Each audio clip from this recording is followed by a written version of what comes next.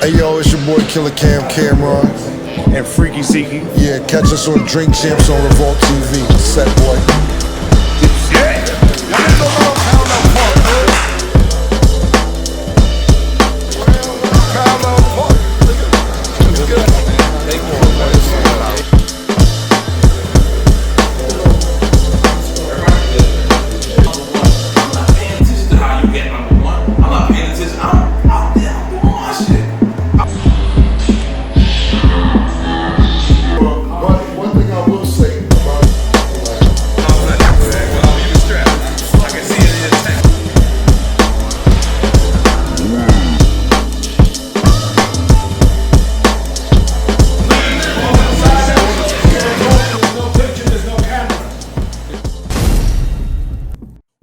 Hopefully, what it should be. This is your boy N.O.R.E. What up, it's DJ EFN. And this is Drink Champs, motherfucking Yavi. Make some noise!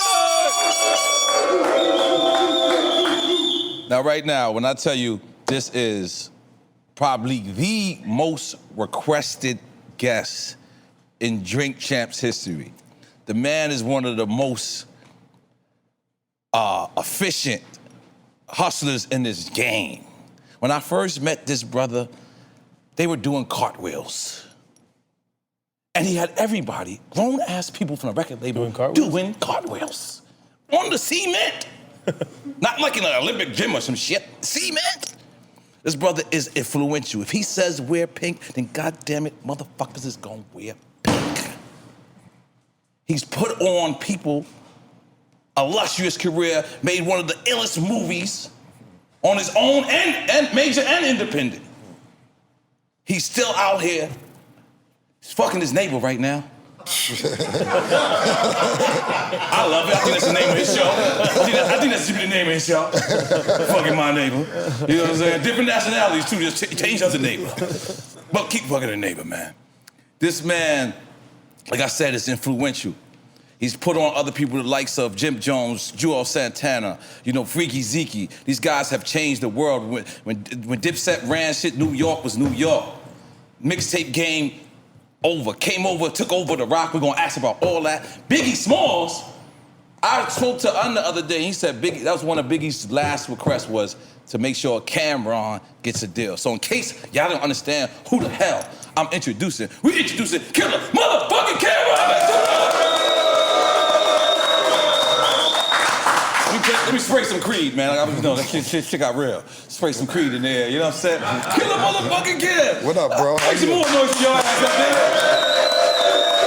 there. Yo, I can't tell you how proud I am to get you. Listen, I'm gonna be honest. Your fans and our fans are foul niggas. Like, I can't even take a picture with you. Like, as soon as I take a picture with you, yo, where the fuck is Street Chat? Where the fuck is this Street Chat? Yeah. So, me and you spoke the other day.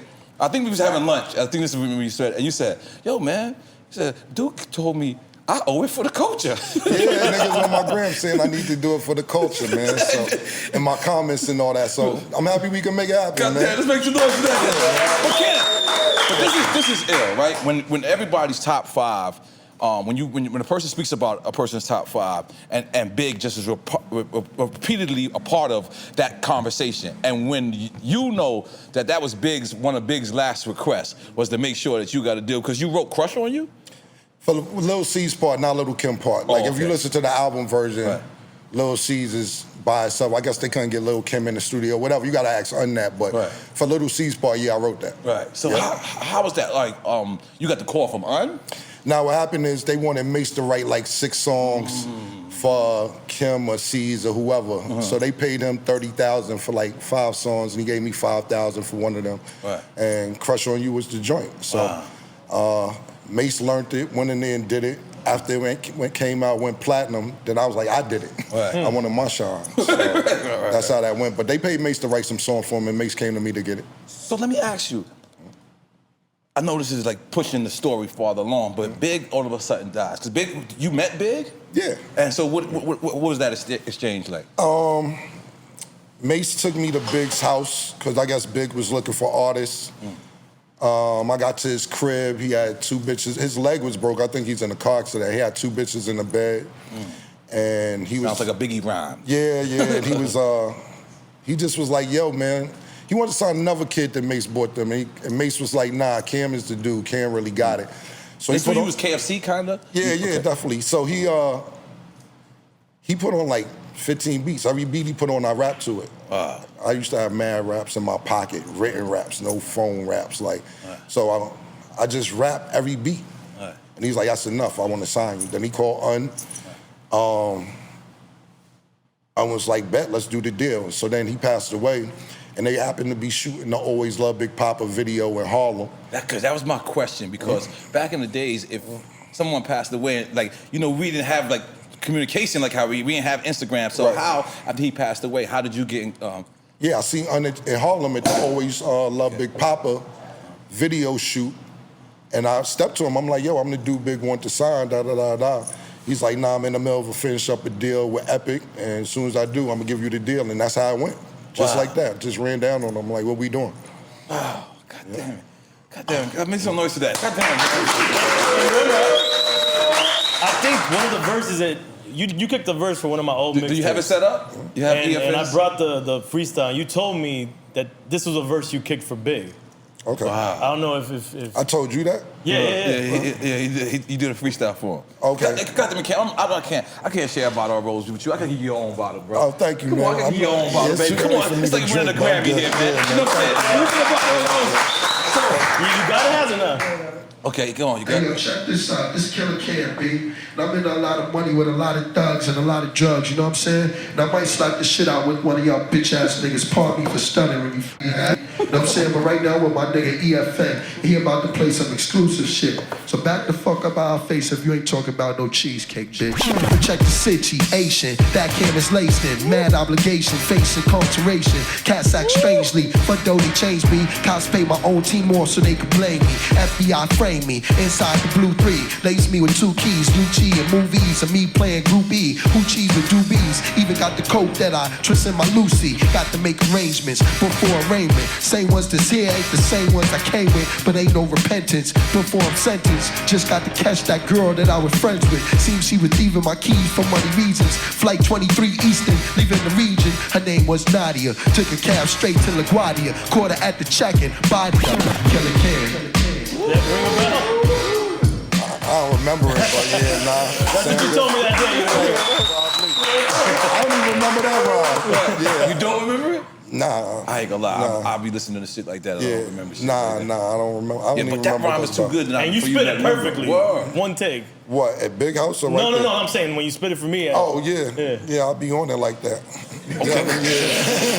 Yeah. One take, boys, man. So let's get to 29C. What the fuck is going on with 29C? She's just stalker, but you kind of like the stalking, I think. I mean, listen, man, it's all proof in case shit go left. You know what I'm saying? You gotta tape all that shit. You never know when it might. First of all, it's the complexion for the connections on her side.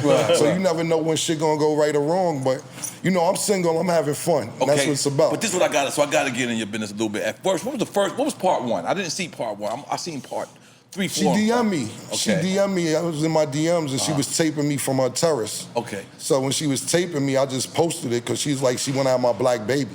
So I thought that was funny. I think that's funny too. Yeah. I thought that was funny. Then after that, you know, we stay in a building by the beach. We went to the beach, then, like, and I'm not trying, you know, it's a lot of niggas in here, so I don't want to be too much info, but I'm not really into, like, love. I beat bitches up when I have sex with them. Okay. Not bad, because they want that. They got a warning. They want that, so I'm real aggressive. That was part 3. Then part 4, I don't feel like I'm obligated because I'm not in a relationship, and you know that's where we at right now. And then part 5, I seen you and 2 G's. Where was y'all at last night? That was turning up. Yeah, we was in Fort Lauderdale. No, we was in Broward County. Wasn't all the way in Fort Lauderdale, but yeah, it was that random. didn't look like Playhouse. That ain't look like Playhouse to me. I don't like to say the spots I go to like that, but yeah, we was in Broward County. We was having fun. We got a little fun last night. We had a great time last night, actually. So let me ask you, did 29C pull up or you pulled up with 29C? 29C was in there. She was in there. She was in there. You said, I don't know if it was random or what, or if she followed the car, what happened, but we had a good time last night. We on good terms right now. Okay. We on great terms. Okay, good. So she was running down on you at one point. This is wild. I'm taping this been going on It's been going on since fucking 8 this morning. It's been going on since 8 this morning. Yo, you can't do this, yo. You can't do this. Nah. I'm gonna call security, yo. I'm gonna call security. Yo, why? First of all, why are you calling me and you're outside the door? Yo.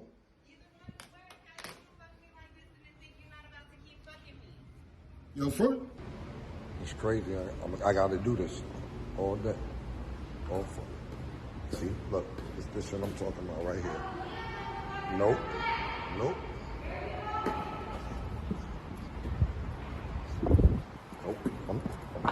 I'm getting an order of protection, yo. I'm telling you that now. I'm getting an order. Yeah, that was one day. Right. I taped it. I got more footage of that, but you know, it's the time to play for that. You fucking your neighbor. Shit don't get liver than that, man. Shit don't get liver than that. Okay, so moving around. Boom. You remember the first time me and you met? I remember the first time I seen you. I don't think we actually met. I was telling we was talking the other day, and I was like, yo. First time I seen you, I believe it was in D&D Studios, and you was just mad hyperactive on the elevator, something like, yo, left rack is high rack's left rack, going crazy, and I'm like, I'm on the elevator like, yo, what's going on? Because I don't really know what left rack is. I'm from Harlem. I'm like, this dude's crazy. He's like, yo, what's your name? I'm like, Cam. He's like, oh, what's up? I'm N.O.R.E from Left Rack. And I'm like, yo, it's good to meet you, man. So I don't know if that was like a formal introduction, but I remember that. I remember with that, but our formal, real first time, like chilling, was the Clue tape. Okay, now I remember that clearly, 100%, definitely. That was a great. That's legendary. I love it. Now I remember that. Right. That was a great session. That was like our first introduction, because I believe y'all was supposed to do the Clue tape, and we were supposed to do Clue tape. And I think we either came early or came late, or y'all must have came late. I think we came late. Yeah, you said you and Pone, and who's he? It was me, Pone. No, Pone was in jail. It was me and Trash. Okay. We're supposed to do it. Iman wasn't really a rapper. And that's why, if you notice, Mase calls him Armani Thug on the joint. He doesn't say Iman Thug, because he didn't really know his name. Oh, okay. And the crazy shit is, if you really listen to the freestyle, Trash didn't know. He thought that they were the Locks. So he says at the end, he goes, big up to the Locks. It's like, this is a mess. Right. It's all tape. Listen to it now. Like, wow, because we didn't know each other. And then the stardom came. Like, this was the first freestyle. And that shit stuck New York up. Like, it's a fact. Clue had it was a lot of mixtapes. You had Ron G, you had SNS, but when Clue started doing them tapes, it was a big deal to be on his tape. I remember listening to like Nas and Jungle and Jay-Z and Source Money and a bunch of different people. So to get on Clue tape, you had to take advantage of that situation. You know what I'm saying? So we already knew what we was going there to do, no matter who was there. It didn't matter if fucking the best rap in the world was there. We knew what we was coming to do, and y'all killed it too. Right. But, that was our first introduction. Like, and I believe our relationship started from there. But moving on, I was watching, because when I do these interviews, I like to go and do my little research. So one thing that I noticed for the past couple of years in your performance, you don't do none of your old shit. You don't do like Horse and Carriage or What Mean the World to You and shit like that. Is there a reason for that? I'll do What Mean the World to You. Okay. I really want to do Horse and Carriage because even though that album was dope, everybody likes Confessions of Fire, it's not 100% mine. Like, I wrote everything and, did everything, but Un had a lot of say on that. You know what I'm saying? Like, Un is a creative dude. And I'm a creative dude, but if you in a car, it's only one steering wheel, only one person could drive. So we clash heads a lot, and not in a bad way, just creatively. But you gotta realize, from their point of view, I signed my deal in September 1997, something like that, November, whenever, but Biggie died in March. So they live with Big, that's their man. Everything I did got compared to Big. Wow. Like, yo, Big would have did it like this, or Big would have did it like that, because that was his crew. And I'm like, I'm not from Brooklyn, I'm not Big, it's only one Big, you gotta let me be myself. So a lot of that Confessions of Fire album, it was clashing, and I don't really listen to that shit that much. A lot of people love it, but I don't really, it's not me. So when you start getting the SDE Come Home With Me, Diplomat shit, Roc-A-Fella. Drugs, Entertainment. Yeah, all that shit is mine. That's what I did. The first album, it was like a collaboration with Under. I'm not saying it's bad, but I didn't feel Everybody's first comfortable. album is like that. Like if you look, I'm sure if you tell Nas and Jay and all these greats, their first album is a collab too because you're learning the game. Right. So, but I was interested to hear you say that. Yeah, I don't fuck with that album like that. And I love it. I'm not mad at it, but I wasn't comfortable in my skin doing that album. That was too much. Yo, Big would have said this. Like every session. Wow. That's crazy. It's like,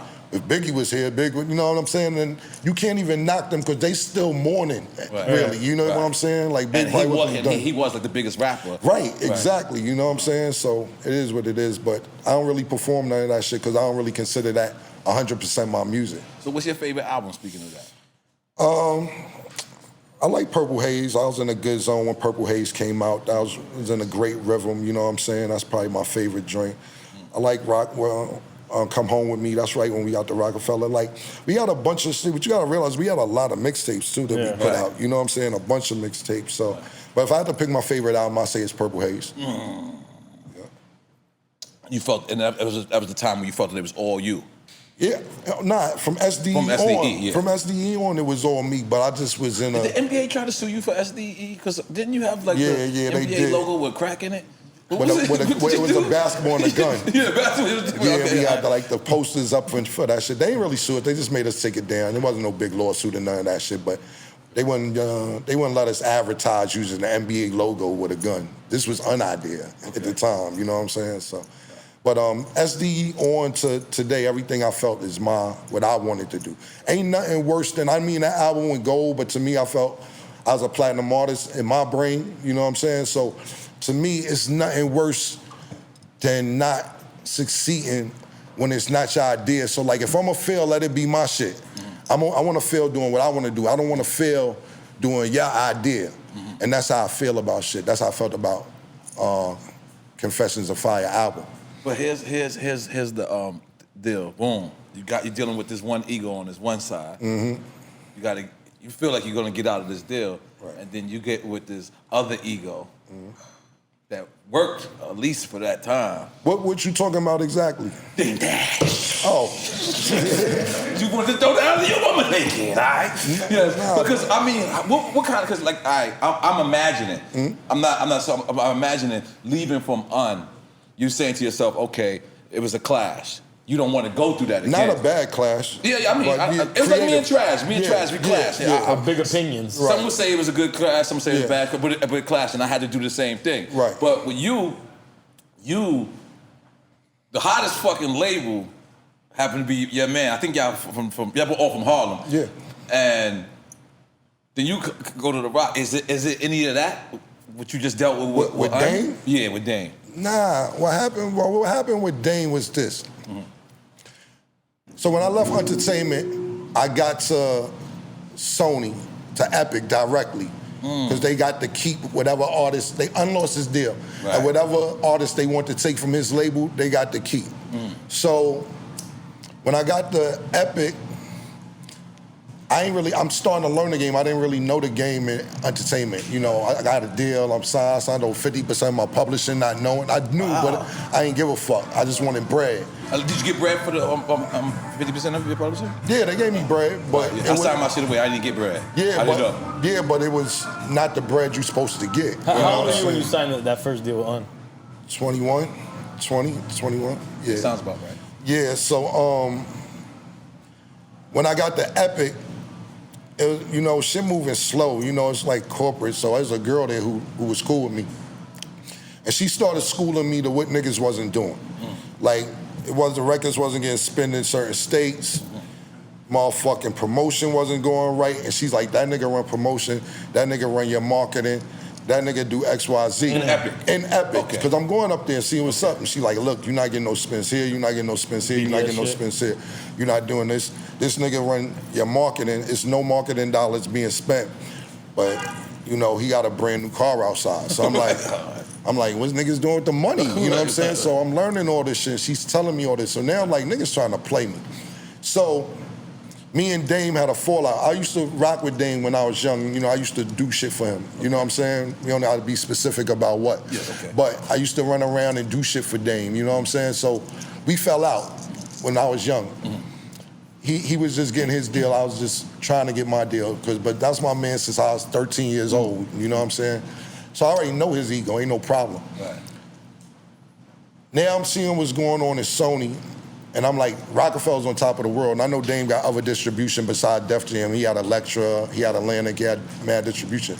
So I was like, I gotta swallow my pride and go talk to my man. Cause I'm like, yo, I took mad risk for you, bro. Right. You know what I'm saying? Like you can at least, he like, yo, he like, Cam, it ain't no big deal, you know. You got the deal, I'll give you one of my distributions. So I'm like, I bet. He said, if you get out the deal, like you gotta do it like, on your own. yeah. So I'm like, yo, bet. So now I'm just going to Epic every day with like 40 niggas and making it mad uncomfortable. Like I'm like, niggas is running up people cubicles, eating their lunch. You know, we going in Dave McPhear's office, taking his calls to the point where it's like mad undercover cops in Epic every day. Cause I was going every day with 40 niggas. My nigga Luke Abradi, Taliban, it was like 40 of us going every day. So then niggas was just like, this began becoming a headache. Right. So Dame came up and talked to Dave McPherson, and he's like, yo, this is not gonna stop. Right. You might as well let him out. So he eventually let me out. And when I got to Roc-A-Fella, I told Dame, I said, yo, I don't know if I wanna come to Roc-A-Fella. You got other distribution with Elektra and whoever else. Maybe we should take it over there, because I know what I'm coming with. I already know the game now. I just got jerked. I'm not gonna get jerked again, but I knew Dame wouldn't try to jerk me anyway, because now you got a record label that's popping, and you got my man who's trying to teach me instead of rob me. So when that happened, I came up to Roc-A-Fella. He's like, nah, it's gonna be cool at Roc-A-Fella. I'm telling you, everything is straight. We're gonna be good. And when we got there, we just fucked up at Epic. We just turned into animals and went crazy up there and just put music out. Cause it seemed like. But to answer your question, no, I ain't had no problem with Dame. Dame, you know what Dame told me? Dame told me this. Dame said, look, everybody love you in Harlem. You the nigga up there. This is what we gonna do. We gonna give you opportunity to do an album. And if it don't work, you know, at least you got a job here. You can answer phones and shit. You know what I'm saying? And I'm like, nah, I don't want to answer no phone. But he was dead serious. He wasn't joking. But that's real shit though. You know what I'm saying? That he was still willing to give me a job if this shit ain't go right. Okay, let me ask you a question. Is it a fair assessment to say that once you came Roc-A-Fella, you became a superstar? If I don't like to use, and I think that's for public to decide if you a superstar, megastar, whatever. Or star, period. I just think I became more recognizable in the household name. Yeah, absolutely. And niggas start paying attention to more of what I was doing. And it was like, this is what I want to do anyway. You know, I want to bring my niggas in and, you know, start a crew and have artists, et cetera, et cetera. You know what I'm saying? Like, it's like, I don't know if you've ever seen the Wu-Tang series. You know, the one that Dave East is acting in? Yeah. Or the No, the one Dave East is acting in. It's a great series. They didn't even get to the rap part yet after season 1. But at the same time, I consider that shit my story kind of like RZA's story. He had the label. He had to put out the fucking single he didn't want to put out. Then we got out the fucking deal. He started putting together all the shit that he wanted to do. You know what I'm saying? So to me, that's kind of the same scenario. Because it's this famous line, like Juelz said, one time for Cam for taking over the rock. It seemed like everything was different from that moment on. Outside looking in, even though like I knew you damn near 20 years, since 1997. Right. Outside looking in, I thought that everything was sweet. I thought y'all niggas went there, really took it over, but I didn't think you had no problems. I didn't think none of this. Then that line actually says, and then everything kind of changed. I think Karen Sybil said it was over a parking spot and all this shit. Do you think, I know I'm asking you two you can ask me questions whatever in you one. want. Karen Sybil don't know what the fuck she be talking about sometimes. She got to chill the fuck out. She just be trying to get clout for her shit. You know what I'm saying? She was my employee too. And I've called her about lying about that shit. Like, I know you doing whatever you doing to get your shit popping and all that, but you worked for me for like 3 years. Stop with the lying and shit. So because you clout chasing and you ain't got to, you already established. You know what I'm saying? I don't got no problem with her, but over that situation right there, I called her like, what are you talking about? She like, oh no, they made this. I said, I heard it. So all right, so let's just address that type of rumor. Was that line. This is what happened. You want to know what happened when we got the Roc-A-Fella? You gotta have a drink. Well, come on, this is drink jam. Goddamn. Nah, Come on, goddamn. That's some rosé, goddamn. This is some pink rosé. You gotta salute with me or something, man. Please. You give me some water, I'll have a drink of water. You can't drink no water. It's not water, champs. Nah, I'm not drinking that shit. We're gonna try something, man. Please, go ahead. Say what happened, though. Nah, I ain't drinking it. But basically, what happened? So we get the Roc-A-Fella. Like I said, we just got jerked, so we know the game. And what's going on is we not waiting for nobody. You get what I'm saying? We not sitting around waiting for Dame to do something or Biggs or Jay or whoever. We going to bust the moves. So when we get there, Bobby Dash did radio. We want him to get radio. Boom.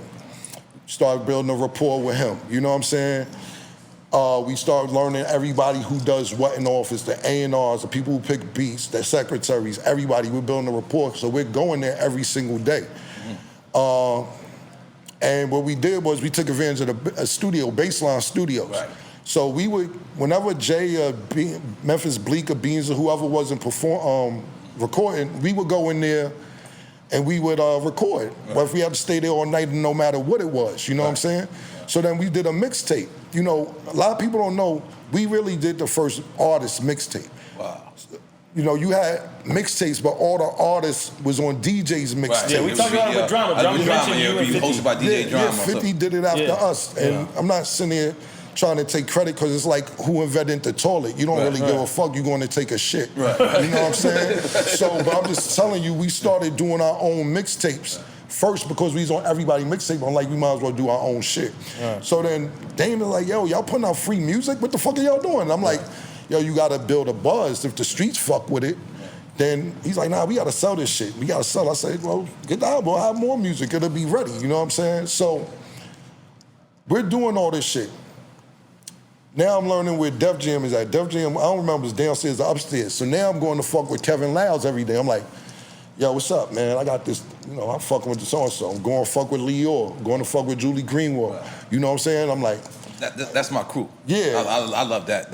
So Julie Greenwald, Mike Kaiser, Leo Combs. You know, exactly. So, Fat Kevin Loud, too. Fat Kev, not Skinny Kev. So I'm up there fucking with them, fucking with them every day. And so we up there. It's 2 big closets, like walk-in closets. There's mad poster boards and shit in them. In front of the closets, cubicles, so it's 2 closets. We're talking Roc-A-Fella offices. And they offices. Yes. But you know, they were sharing it with Murder Inc. Murder Inc. was up there too. Yeah, Murder Inc. was on this side. I think Murder Inc. was to the left. Okay. Yeah, so nobody's using these closets, but they big closets, and there's cubicles in front of them. So we used to stay till everybody leave, so we cleaned them shits out. Got the phone man, you know, we stay up there, smoke weed, got the phone nigga, yo, put a phone line in here. Put a phone line in there. So we used to be in Dame office every day. So then we chilling in front of, we start walking past Dame office. They like, what's up? So they walk past, so we like, yo, where the fuck y'all keep going down there? And they like, nah, we got an office. So niggas like, how the fuck you get an office? And I'm like, this was closet space. We put some desk in there. We hired some interns. Took lemons and made lemonade. So niggas is like, I say, look, I see niggas' faces. Don't fuck with this shit, man. Y'all could have been did this shit. The same shit seemed like it been for years. I remember the nigga Sparks from State Property coming in like, how the fuck Cam come in here and get a fucking office already? How these niggas getting offices and all this other shit? And I'm like, yo, bro, y'all in this situation that I was, but y'all in a better situation, y'all being taken care of. I don't really want to be taken care of. I know what's going on now. I don't need to wait for a Dame to say do this or do that. I'm an asset. I'm not saying there was a liability, but I'm coming with shit already done. I got jerked my first couple albums as far as I'm concerned. So now I know what to do. So niggas started taking heed to that, like Cam got an office, got secretaries and all this shit, I'm like, all right, whatever, man. I don't really care about nobody feeling, you know what I'm saying? So I told Dame, I said, yo, look, I got this diplomat shit going on. You want to fuck with it? Let me know. He's like, yo, Kim, your album ain't even come out yet. You got to chill. And I'm like, you don't really be out like I'm out. We building a buzz, bro. So I'm coming. Dame, he wasn't outside. Go ahead. Continue. Yeah, not like that. I ain't want to play, but I'm telling him he don't know what's going on. So I'm like, bro, you need to jump on this pause before it get crazy. He like, Cam, you didn't even put your shit out yet. I said, all right, cool, no problem. Go to my man Kevin Lau's office. I said, yo, let me play my artist Juelz, play this song, play this Diplomat project. He said, I want it.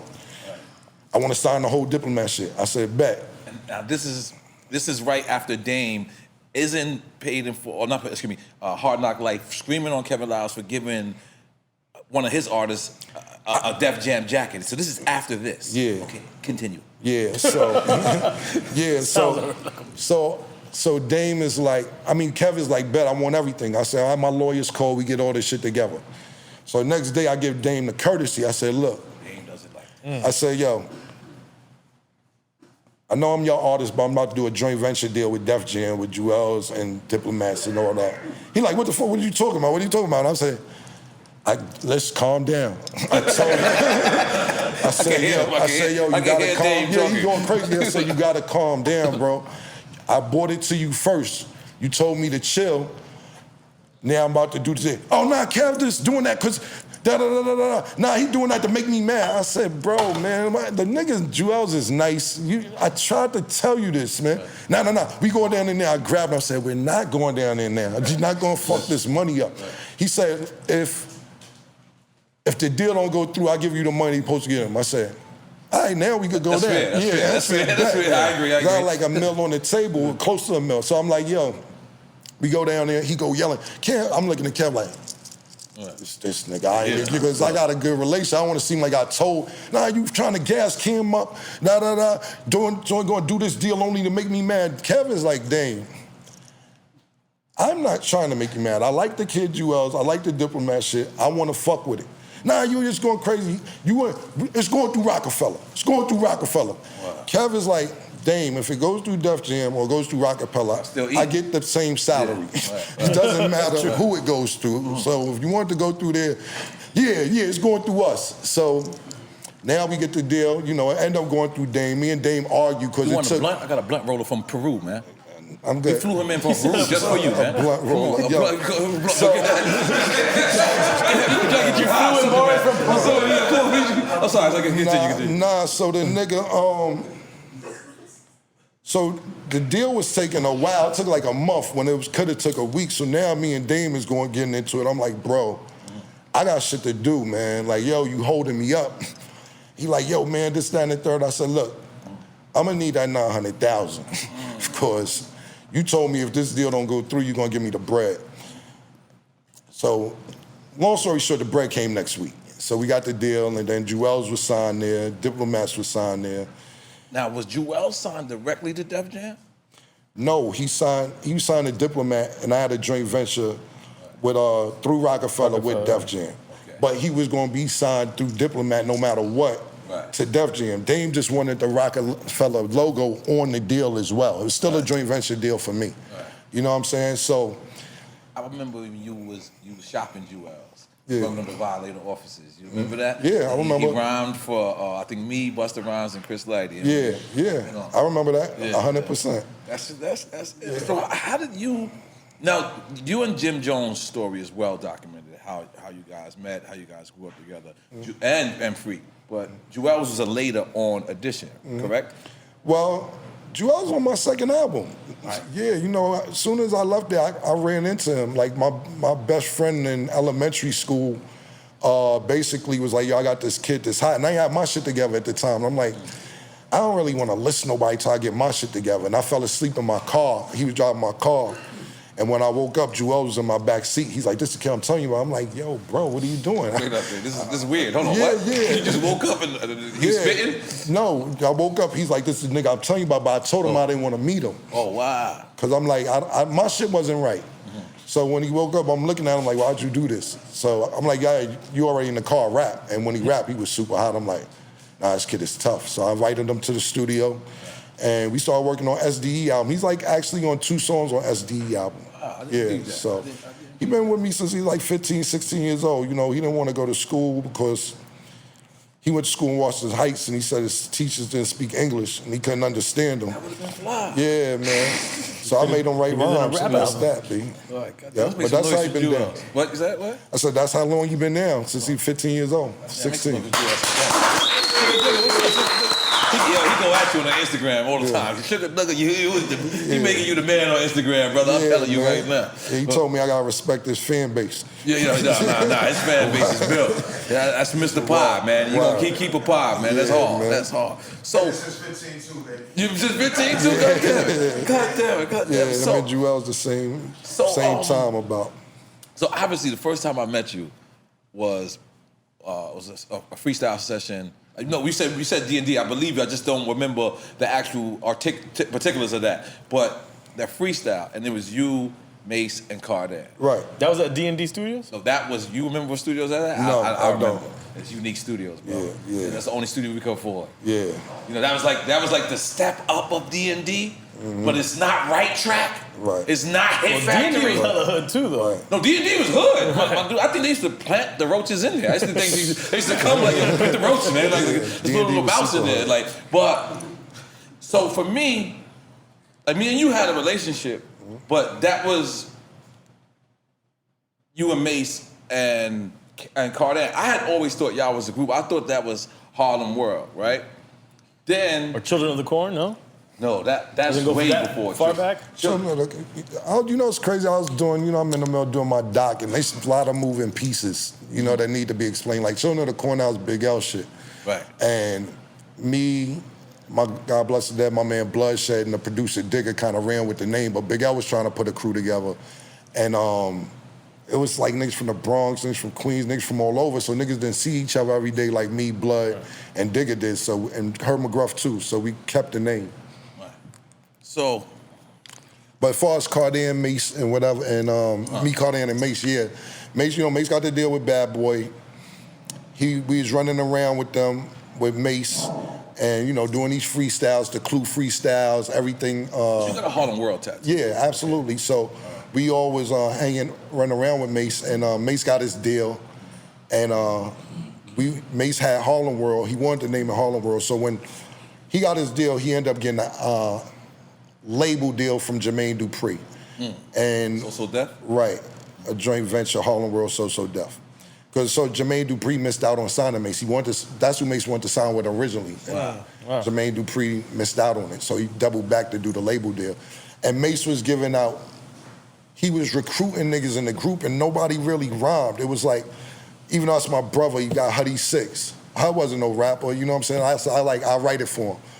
Sugar J, he ain't no rapper. His sister, not no rapper. Loon just started rapping at the time, I believe. I don't want to tell what Loon started, but he was just coming on the scene as a rapper.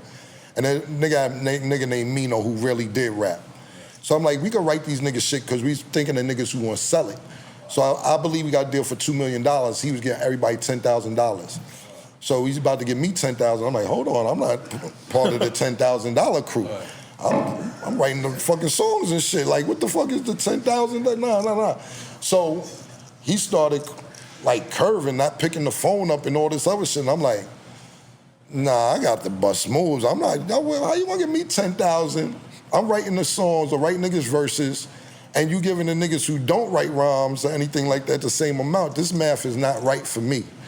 So I ended up just started doing my own thing. I had to curve that situation. Right. So where did y'all go wrong then? It's that? I'm talking about you and Mase because I'm seeing. So me and Mase do a lot of little shit that don't really always got to be talked about. You know what I'm saying? But he'll do little shit like call me randomly and be like, yo, we ain't speak a couple years, and he'll be like, yo, meet me here, I'll be like, all right, bet. I give you an example. Just one example I give you. He calls me out the blue one day. Randomly, this is on tape. My man taped it. He's like, yo, meet me on 25th. I ain't speak to him a couple years. I was like, all right, bet. But what era is this? Probably 2008. Okay. Probably 2008, yeah, something like that.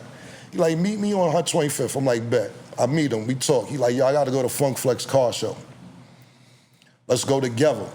I'm like, all right, cool. I gotta do something. He's like, I gotta do something too. He tells me, yo, meet me on 149th Street by the gas station. All right, cool. Go over there. He don't pick the phone up. Called me back, oh, I'm bugging. I'm by River Park Towers. All right, cool, I go over there. Down in the Bronx, ain't it? Yeah, he don't, because the car show's in Westchester side. He don't pick up. So now it's me, Huddy, it's a few other niggas. We like, is this nigga doing this again? So we go to the car show. Like, let's see if this nigga calls. He there, he like, oh shit, y'all, what y'all doing here? Y'all good, this, that, and the third. So we like, yo, why you got us running around the city and shit? He like, come on, I know y'all not bugging over that. And I'm like, yo, all you had to do was just say that you don't fucking meet. But it's a bunch of that. Right. It's like if a nigga keep poking you on your side 100 times, you just gonna slap him. Mm-hmm. So that shit happens a million times. That little story right there, I can't even tell you how many different times that happens, and just get to the point like, fuck it. Like I said, like we do our research and before the artists come, we listen to the music. Mm-hmm. And when I'm listening to music, it's even on Welcome to New York City, it's like, you said, I forget what you said, Mase he ran to Atlanta. Mm-hmm. So I could tell it's like something that, was it the horse and carriage video? Because I remember, I was in the horse and carriage video. Yeah. No, it's crazy, 50 Cent told me he's in the water too. What? Word, yo. Nigga said he's in the video in the water. Word. That's hard. That's crazy. That's there's a lot of niggas in that video, yo. So I'm at the horse and carriage video. So I'm talking about y'all when y'all cheated me in basketball. We'll talk about that later. But definitely these Harlem niggas turned different. Like once it was time to play basketball, these niggas put on goggles, patches, these niggas start coming out. I'm like, what is going on? Harlem Globetrotters out of nowhere. But we'll get back to that later. But so was that like a shot to your face, like when y'all boys, right? And I had to learn that lesson too, where a person said, you know what, you gotta pay me. Like, wow. Mm-hmm. Like, you know what I'm saying? We coming up, and was that a lesson? Like, because I guess that was the rumor that he wanted to be paid or something, and he said it on that day, and that's the reason why he didn't show up? No, I wasn't tripping off that. Under them was more mad about it, because they felt they had other business they did with Mase and everything else, and so on and so forth. Then Mase wanted Bread to do another song on my album.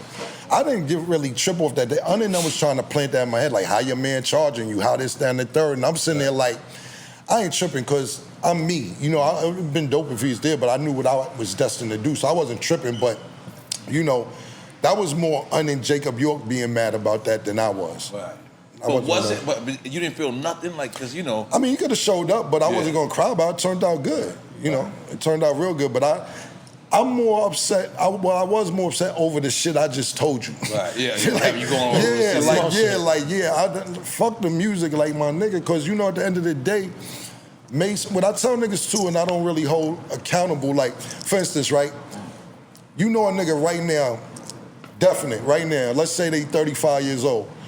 If you give a nigga $250,000 right now, just a nigga in the hood or whatever, they might lose their mind because they never had that much money at one time. Like, I know a nigga now that's 33, give him $150,000 one time, he gonna go crazy. He gonna be in Singapore smoking cigarettes? Exactly. So Mase was 22 years old, triple platinum, probably $10 million, and still trying to be in the hood. Like, that shit. You look back on it because me, you're a year older than me, but at that point you be like, yo, why you doing this, why you doing that? You like, I think, Lord, you might lose your mind with $10 million at 22, 23 years old. You get what I'm saying? You ever felt you went Hollywood? Like, I ain't gonna lie, 1998, I might have went too far. Did I ever feel I went Hollywood? Like, I ain't gonna lie. Like, when I hit platinum, I didn't know how to do it. I was, 22?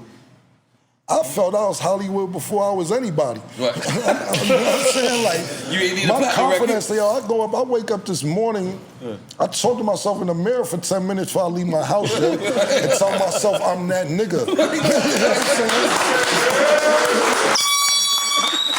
Before I leave my house, yo. Nigga walk in on me like, yo, what's going on? I'm like, yo, this is me. Yeah, for real. I do that shit.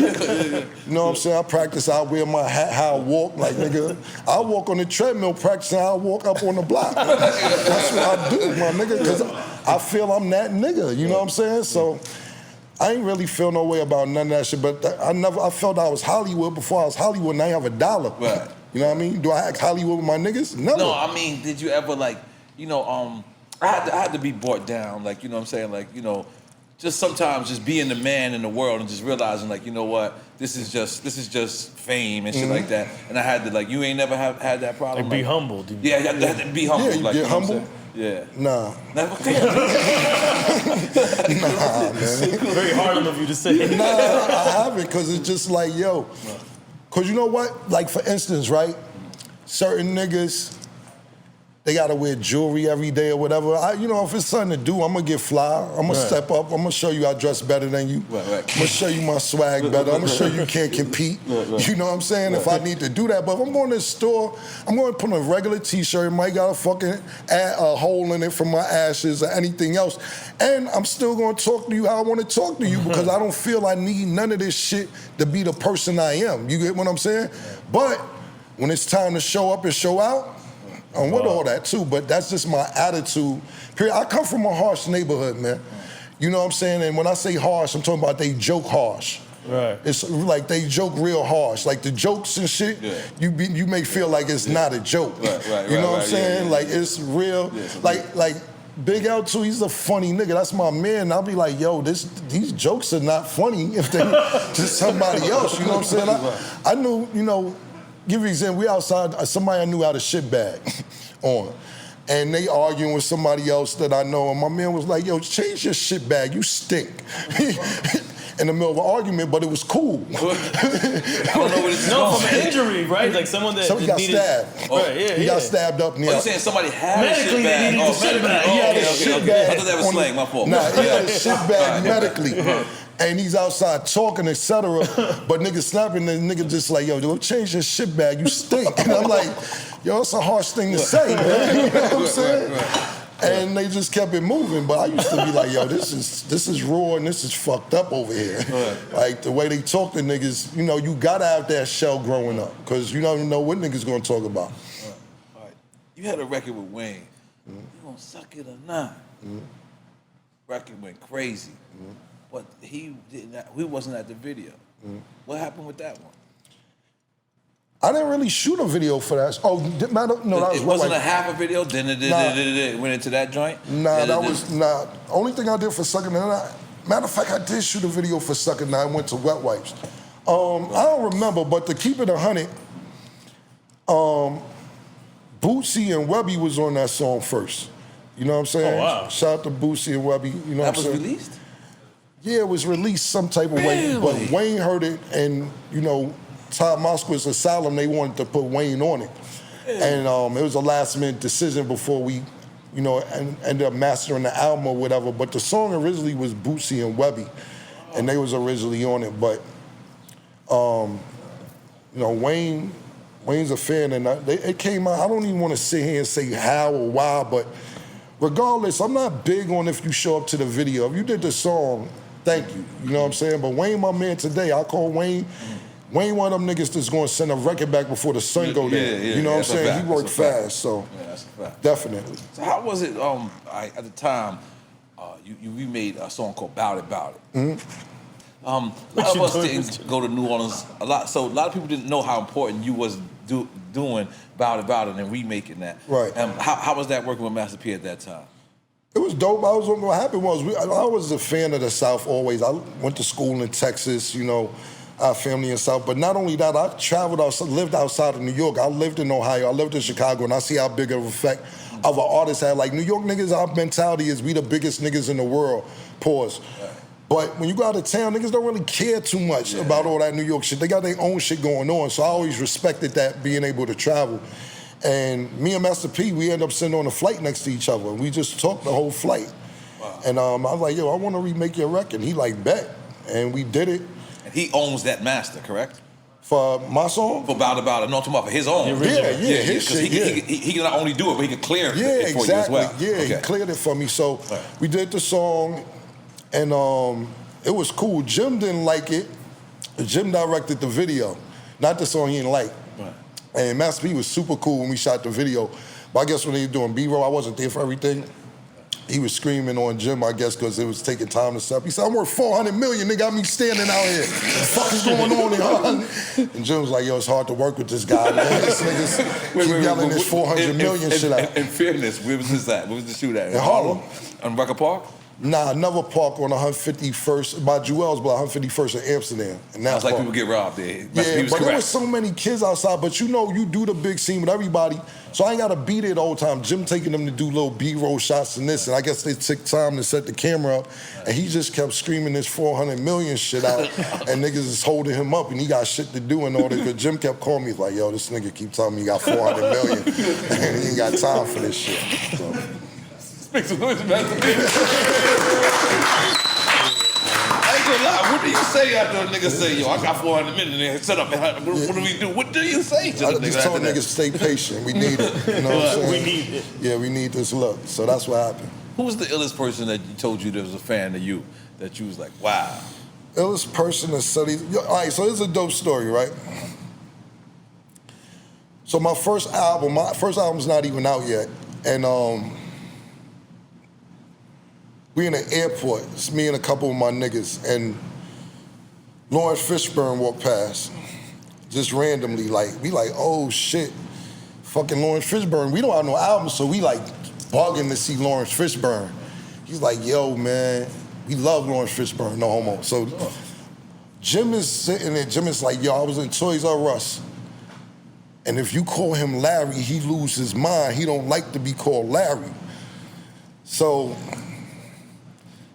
my man is an asshole, he died, my man Fat Sean, God bless the day. He like, yo, Larry. He looked, he's like, yo, I said, what's up, Larry? Shit. So Laurence Fishburne stops and walks over and says, would you just call me? Is that the airport? Yes, okay. It's in the airport. He's like, would you call me? He's like, I said, what's up, Larry? What's happening? So we like, yo, we fans, this, that, and the third. He tuning us out. He like, yo, why you calling me Larry? He said, because that's your name. He said, my name is Lawrence. He said, your name is Larry. Oh, Larry, now I'll get it. All right, good. Look, let me tell you this. This story, so I had to do research on it. His name was Larry when he was young, but then after higher learning, he changed it to Lawrence. Oh. I guess Larry is wild and niggery, and then he did higher learning, and you know what I'm saying? He want to be like proper Black, the Matrix and all this shit. So anyway, he like, man, fuck you. He told my man that. We like, yo, don't listen to him, man. You know, Jim had just did a scene on New York Undercover as an extra. Yeah. He did acting lessons, that's what you say? Jim was like an extra on New York Undercover. Like I said, I ain't have no album out. We was promoting shit. So he walks off. Be like, yo, why you do that, Sean? Like, what's wrong with you? He's like, man, fuck that. Nigga name is Larry. So we chilling, like 10 minutes later, this nigga come back and sit next to us. Be like, yo, man, don't worry about him. He over here, my man Sean over there. Be like, yo, man, we fans, Jim, like, I'm like, yo, my man was just on New York Undercover. If you could help us out with the little acting shit, you know, you need a little gig and all that shit. He like, I'm not helping y'all. And be like, what's wrong, man? He like, you with somebody who keep calling me Larry. My man leaned over and said, your name is Larry and don't ask me again. Laurence Fishburne get out, take his wallet out, put it in my man's face. What does that say? My man is like, I don't care what it says. Your name's Larry. So we like, yo, fuck him, man. I'm about to be a rapper, you know what I'm saying? This nigga, my man's acting, this, that, and the third. Yo, so the Laurence Fishburne wilds out, he says, yo, stop asking me for help, man. You know what I'm saying? Fuck that, I'm not helping y'all. This nigga gotta understand. So now Jim is basically begging Laurence Fishburne.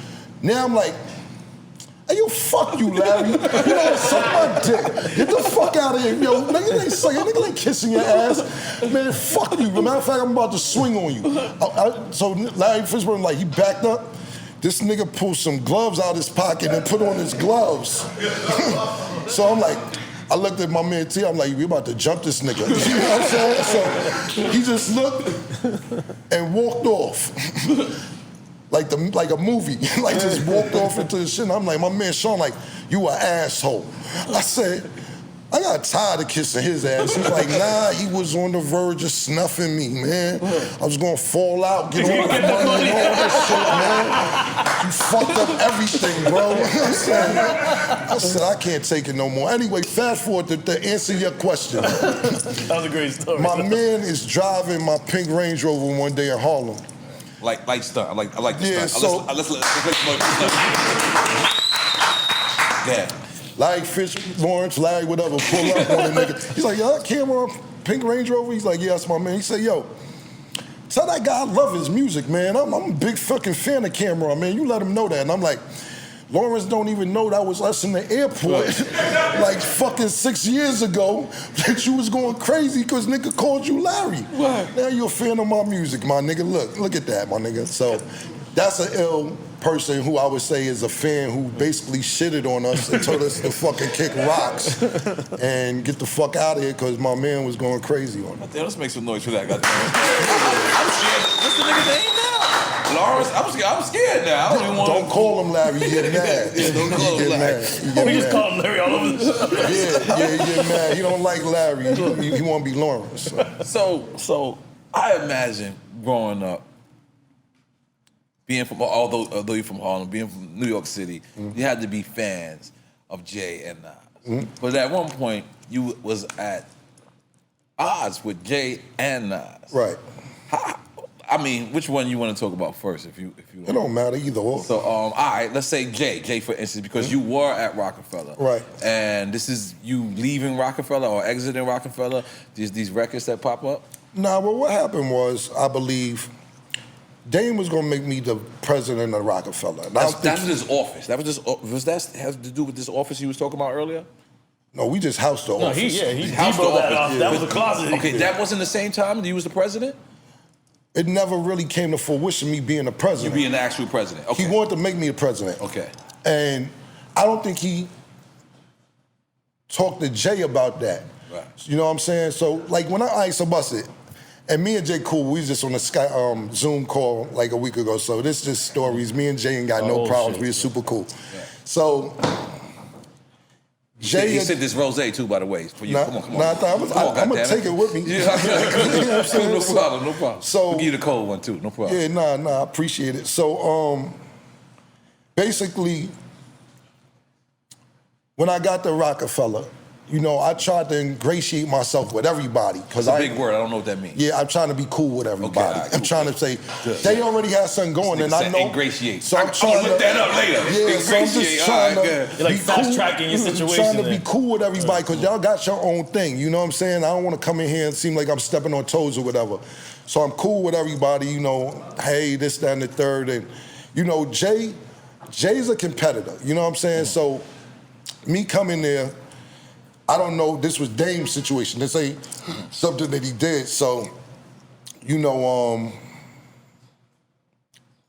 first thing that happened, I brought K Slay up there. And I guess I didn't know he was mad at K Slay because K Slay must have played Ether at the time, and he was mad at Nas for Ether and all this other we shit. never heard this story, Ken. Yeah, I'm telling you what happened. You can ask K Slay. So I've never heard this story, Ken. Wait a minute. What? So you saying you run K Slay up to baseline? yeah.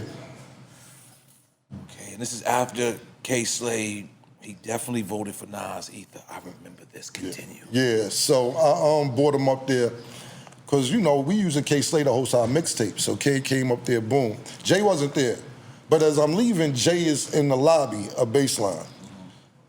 So I walk K to the elevator, and I guess they said, K and Jay-Z said, what's up, whatever. So I walk back in, he said, yo, you gotta be careful who you bringing around here. We might have just slapped the shit out of K Slay. And I'm like, wait, what's going on, man? You know, I don't even know what's going on. He's like, yo, just saying be careful who you bring up. All right, cool, this your house. I ain't got no problem with that. You know what I'm saying? It's all good. Cool. We building Buzz up.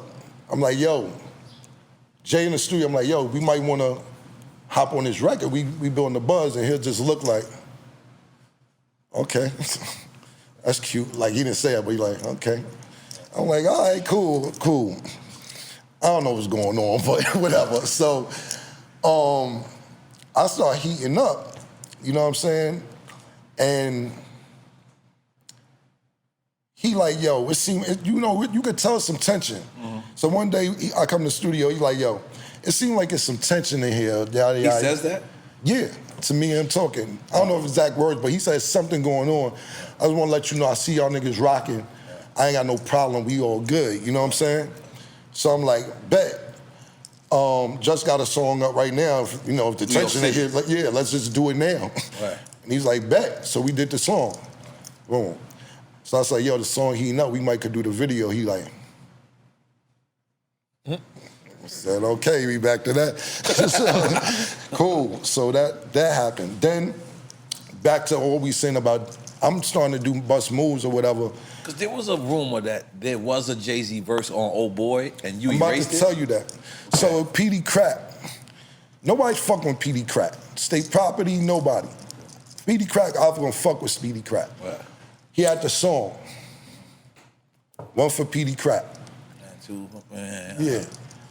That was his song by itself. I put me and Juelz on it. Take it to Dame, I'm like, I'm about to fuck with him. He like, he from Philly, you should fuck with state property. I'm like, why everything gotta be so Philly this, Harlem this, Really? this, that, and the I third? don't think I heard the story neither. Yeah. Petey Crack story. You don't even need to drink, nigga. Go ahead, keep going. It's on Vlad. He told the story on Vlad. But I already knew how it went anyway, but he tells the story. So they in the studio, he said he got this hot song. He, you know, because he wasn't signed to state property. I was fucking with him. He come to New York or whatever. And I was gonna sign him. But Dame was like, I was gonna fuck it up for Philly and all this shit. And I'm like. So Petey was like. This is a situation where both of y'all is right, by the way. Yeah. Dame is right and you were right too. This is a situation. But continue. So whoa. Yeah, he's on his own, he's not with state property at all. No, but it's seeming like that, but he's not. Right. Wow. So he's like, I'm not signed to them niggas, Cam. So we did the song. So Petey's playing the song for Jay-Z, whoever else in the studio. And like I said, Petey Crack's story is on Vlad. He talks about a couple interviews. I already knew how it went though, but. We don't mess with that other outlet. So Yeah, so he's playing the, sorry about that. Yeah. So he's especially that nigga, I apologize. Yeah. A couple other videos, a couple other interviews, he mentioned this. So he says he's in the studio playing it, and my verse come on, and Jay say, stop it, erase that shit, and just erase my whole verse. So Petey calls me, he like, can't. I gotta slow you down a little bit. You saying the original one for Petey Crack, you're on there? Yes. With Juelz? Yes. Petey's in the studio. He actually plays the record. No, this is what happened. I used to go to Philly. I had a hair salon in Philly. You know what I'm saying? So. What the fuck is going on? So one night after I, check on my business in Philly, I go to a club, this DJ Coriac, I think his name was. And I'm like in the hole in the wall, and Petey Crack is performing in this hole in the wall, and that whole club's going crazy. So I went up to him and met him. I'm like, yo, what's up? He's like, nah, Beans, this, that, and the third, and I fuck with everybody. Those was his niggas. Mm-hmm. So then a week or two later, I went to, I don't know the time, like, we go to Philly radio station, and he's outside the radio station. Cosmic had the Hot Boys? Yeah, he's outside the radio station, and he like, Killer, what's up, man? I'm like, I thought you fuck with state property. And he like, Dame ain't signed, Dame is there. He's like, Dame ain't signed me nothing. I'm like, word? So that record you did still not out? Send it to me. Well, it wasn't sending. Some type of way he gave me a CD I think I had. And I did it and gave it to him. He used to come to New York. So when I did it, Dame is like, yo, hold on. I said, the man said he not signed to y'all. They're nobody. Well, we was gonna do this and was gonna do that. And I'm like, whatever. So then what happened was Dame said, look, I guess Beans and them was like, how Cam, this was Petey Crack on me, how Cam and them jumping on our record, on the Philly record. And Petey was like, I didn't know y'all wanted to do the record. Yeah. So Dame come to me, I guess it was a problem over that or whatever. Dame like, yo, this is what we gonna do. We gonna put state property on it and keep you on it. We gonna take Juelz off. I'm like, nah, then take me off too. Like, I don't understand what's going on. Why this is such a big deal? Like, but they was gonna take Juelz off and leave you on? Yeah. Okay, good. And I'm like, nah, man. I said, well, take me off the record too, man. It ain't no problem. You know what I'm saying? But prior to all this video for that song and everything, Jay-Z heard the verse and just erased my shit. Told Petey Crack erase it, or Shane, whoever was engineering that day. And I'm like, it's wild bad and energy going on, but we don't give a fuck. But Cam, I gotta ask you, because this is very deep. Everybody's good. Everybody's good. We drinking Ace of Spade right now. Everybody's this good. Is all over. But this is 100% facts. You know that happened. You know that. If you want, we could pause this interview, pull it up. It's on your phone. Again, we got people who's paid for that. Cam. Yeah. Let's go. What are they pulling up, Cam? First, you pull up Cameron, Juelz, and Petey Crack. You should just call Petey. Now, Petey ain't canceling my calls for a minute. I don't know why he be mad at me every other week. It's my niggas. We nigga Rican, Puerto Rican shit. Yeah. Let me see if Yeah, but you pull up. But I don't want to break. I don't want to. Yeah, you ain't got to break. So no, I'm talking about I want to bring Zeke in, but I don't want to break. You got it. I want to keep going. I'm gonna see if I can get him on. That even be even better. Yeah. Coming from that's him. great. I've never heard this story. So, but I'm saying, not the fact that doesn't exist, but the fact that the person that said that Jay said to take their verse off, that's real, 1,000,000%. I want to be on your show making no shit No, up. no, I got for you. I got it for the fans. Yeah, nah, it's not me. Yeah, you know what I'm saying? I mean, I know you got a huge audience. I ain't got time. You know, like I said, Jay may have a different way of going about it, but this is what Petey Crack said. He's like, because he wanted to give me a copy, but I already had a copy. And I put it on my mixtape. So you saying that to say that, to bring it to old boy. Right. So, bam. You know, Jay one day was like, bringing Zeke in. Yeah. Damn. Jay one day was like,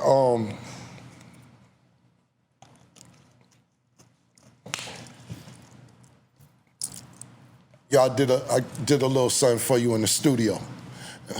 I was coming in the studio, he was walking out. So I'm like, then he had something to old boy. And I was like, this is old boy's already #1? Yeah, it's popping. All right. Yeah, this is popping. Let's be clear. Yeah, this is popping, old boy. The rough draft for old boy. No, this is when old boy's already lit. Right. You on tour. Right. So I listened to it and I was like, erase that shit. You see, did the shit to me, so I was like, yo, you a different type of petty. I erased it. And that's how the song got erased. You know what I'm saying? Let me just say something. As a petty nigga, I'm petty. Like I'm petty. Like I used to take back my clothes I used to buy a bitch. Like that's how petty I am. I'm taking back. Pink horsepower, bring it up here. I'm taking back jewelry and all that. Right. As a petty nigga. Yeah. So there's no more level of petty than I just heard just now. Right. Like you literally erased the Jay-Z verse. Yeah, because he erased my verse. You know what I'm saying? You know what I'm saying? So now let's put No, not that. Take it out the bag and put that pink horsepower up there. Put that pink horsepower. Now what is pink horsepower? Let's finish the story. We get to it. All right. Yeah, so that's why I erased his verse. And I would love if Petey Crack picked the phone up. He didn't pick up? Nah, I just texted him. Yeah, I so... think we let somebody say something about him on here. We didn't correct Nah. Oh, it's probably me. I got Yeah, make it good presentable, too. I'm gonna give you That's Viagra, right? We'll get to that later, right? I'm gonna take me some Viagra, goddammit. Yeah, so, and it's all natural. So all natural, too. We gonna get into that. So basically, all right, so bust it, right? One day, and that's all after the president shit. Like I said, I think that's where shit went bad, that not confirming with Jay about Dame saying make me the president. I went on Rap City and talked about it. Right. And what I said was, you know, Dame, this is what Dame told me, I'll make you president, we're gonna bring Beans along further when he get it together, you know, learn more about the business, yada, yada, yada. So I was repeating what Dame told me. So one day I go on baseline by myself. Jay had went on vacation or some shit, that's why he wasn't around the office. Right. So I walk in the studio, I'm by myself, it's Jay, it's Beans, it's Bleak. And you know how you walk in the room and you know they were just talking about you? Like, everybody stopped. So I just walk in, music not playing no more, nobody talking, so I'm like... And you by yourself or you I'm with dolo, okay, I'm by myself. Cool. I'm like, what's up, y'all? Niggas like, nothing. So, nigga Bean said, yo, can I talk to you for a minute? We go outside the room. I said, what's up? He's like, yo, bro, He said, please don't make me look bad on TV no more, man, da-da-da-da. I said, what are you talking about? He said, nah, you talking about I don't know the business and this, that, and the third. I said, yo, my nigga, I ain't trying to make you look bad. I just was repeating what Dame said. If you feel away, I apologize, but that wasn't my intent to make you look bad. He said, yeah, please, man, because I look crazy. So I said, okay, I see what's going on in this room before I walked in. This is Cam and them got an office. Right. Cam and them bust moves, Cam doing this without authorization, speaking to Jay. And being as a company, you know, you could have just let him know or whatever, but Jay didn't really come to the office. And that's one thing I say about Jay, no matter what we had a problem with, everything I had to do, I had to get 6, 7 signatures, Biggs, Jay, Dame, Leor, Julian, Kevin Lau, so 6 signatures. He always signed off on everything, whether it was good or bad. He wasn't hating on anything I was doing. But that's why I erased his verse, because, you know, that's how he erased my verse, and then it just became fervent. It's just the relationship started getting further and further apart. That, this is what's weird, because after that, you still did New York City together. No, that was before that. Oh, that was New York City was recorded before. Oh, I didn't know that. Oh. Like it was levels of, I get it. It was levels of, and like I said, I just think this who Jay is as a person, like you gotta earn his respect. But see, me personally, and I may have came in there with the wrong attitude, for not to me, but just to him thinking, because I knew Jay-Z. As far as, I've been in his house on 560 State Street. And I respect everything he did before music career. I remember, what happened? Nah, he's trying to tell me he's trying to get you to drink. I'm like, nah, I'm good. We're gonna get Zeke to drink and shit. Yeah, nah. Yeah, you want some of that Ace? Come on, y'all sober champs? What y'all doing? All right, cool. Somebody trying to club last. That's cool. It's a great interview. You get the same fire. Hold on, so, because basically, I remember Jay-Z used to open up for, not even open up, he didn't have no deal or nothing, they just had money, him and Dame was getting money. And me and Bleak used to ride around with them, Jay didn't have no deal, we just young niggas. I was Dame young man, Bleak was Jay young nigga. And I remember, you know, they had this song Coming of Age, and Bleak used to perform that with them. But I remember going to Philly, me, Bleak, Jay and Dame just in their car in GS 300. And them niggas opening up for Redman. Method Man. Method Man was on top of the world. And Dame and Jay paid to open up, I think Penn State, one of them colleges, to open up for them niggas. And, you know, it was dope. It wasn't a lot of people in the crowd, nothing. But, you know, it was bugged out years later when they had the Rock the Mic tour. Method Man and Redman was opening up for fucking Jay-Z. They was the opening act. I was like, that's fucking amazing, because I remember these niggas just paying to open up. They ain't have no deal, they ain't have nothing, they had bread and said, let us be the opening act, you know what I'm saying? So, you know, the progression of Jay-Z, I seen it, a lot of it. You know, I'm not gonna sit there and say I know Ty or B.I.G or Source Money or Jazz or any of them niggas, but, you know, I felt I was close enough to be like, nah, I seen you grow, my nigga. So when I got there, I thought I may have had that same rapport from what we had in 94, 95, or whatever year it was, you know what I'm saying? And obviously it wasn't that. It wasn't that same relationship, you know what I'm saying? Because I tell niggas all the time, Ty is a nigga who made me want to get money. Like, I got kicked out of college, right? I didn't have $1. And I remember me and Dame went to meet Jay-Z and Ty at Jackson Hole's, it's a restaurant in New York, hamburgers and all that. So he went to meet them one day, and they was with 2 chicks, and me and Dame just pulled up, ate with them. So I'm like, damn, I don't have $1. I just got kicked out of college. Music. Yeah, I just got kicked out of college. Yeah, like literally like a week after that. And Ty looked young, you know he's short, so you don't know how old Ty is or whatever. And it was time to pay for the bill, and I'm like, I don't know what's about that. I hope Dane got me or whatever. And Ty, he probably older than me, but I thought he was my age or younger. And this nigga pulled out a knot like this. And I was like, who you, fam? In my brain. And I'm like, oh, if niggas my age like this getting this much money, I got to go get some money. And he the nigga, I swear to God, that day, I was like, I'm gonna get money tomorrow. If I gotta rob a nigga, I gotta do whatever. I'm not gonna have a nigga that short, my age pulling out this much money. He paid for everything. That really motivated me to say, I don't give a fuck, I'm gonna get some money. And that week later, I started getting money. Make some noise for that. Now, freaky motherfucking Ziggy, man. What's going on, my dude? Everything good, brother. Yeah. Running around in a circle causing a hurricane. Yo, did you find a song? Yeah, he found it. What? Oh, He did. This one you got it connected? And we need to get Petey Crack on the phone. We do. Come on, call him again. You say you don't want to promote no We can't. I think we should get him we can directly play talking it. about it, man. We can't use it though. That's not, it wouldn't be. Yeah, but that's crazy. I didn't know that story at all. You're not drinking either, Z? Nah, not right this Oh, second. I'm in right now. I'm in freaky AA. Yeah, I'm in freaky AA. That's good, man. We celebrate that. Yeah. Fuck it, we're gonna leave it alone. Cam, Of course, when he drinks, he don't know how to drink for 1 or 2 days. It's like a 3-month thing. That's what I'm talking about. Word. No, it's not. It's not good. Let me stop. This is me, for me. I'm gonna drink for both of y'all. All right, I'm drinking for both of y'all. We usually take shots this time. Oh, me and you gonna take a shot together? Take a Yo, shot. you know what's crazy? So we could continue these stories. I You got can say it's a great story. I want to ask you. Because you know for years I ain't trust you. You don't even need it.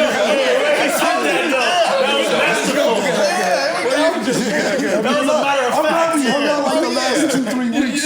Like that's the N.O.R.E. I know. Yes, but you for are. 9 years I didn't trust you. And I wanted to have this convo with you, and I'm happy cool. So I had an artist, right? And this artist. Stand Ryan? So you know what I'm talking about. Okay, All right, so I had this artist, and just he randomly dissed me on the track, and he was living with me and all this shit.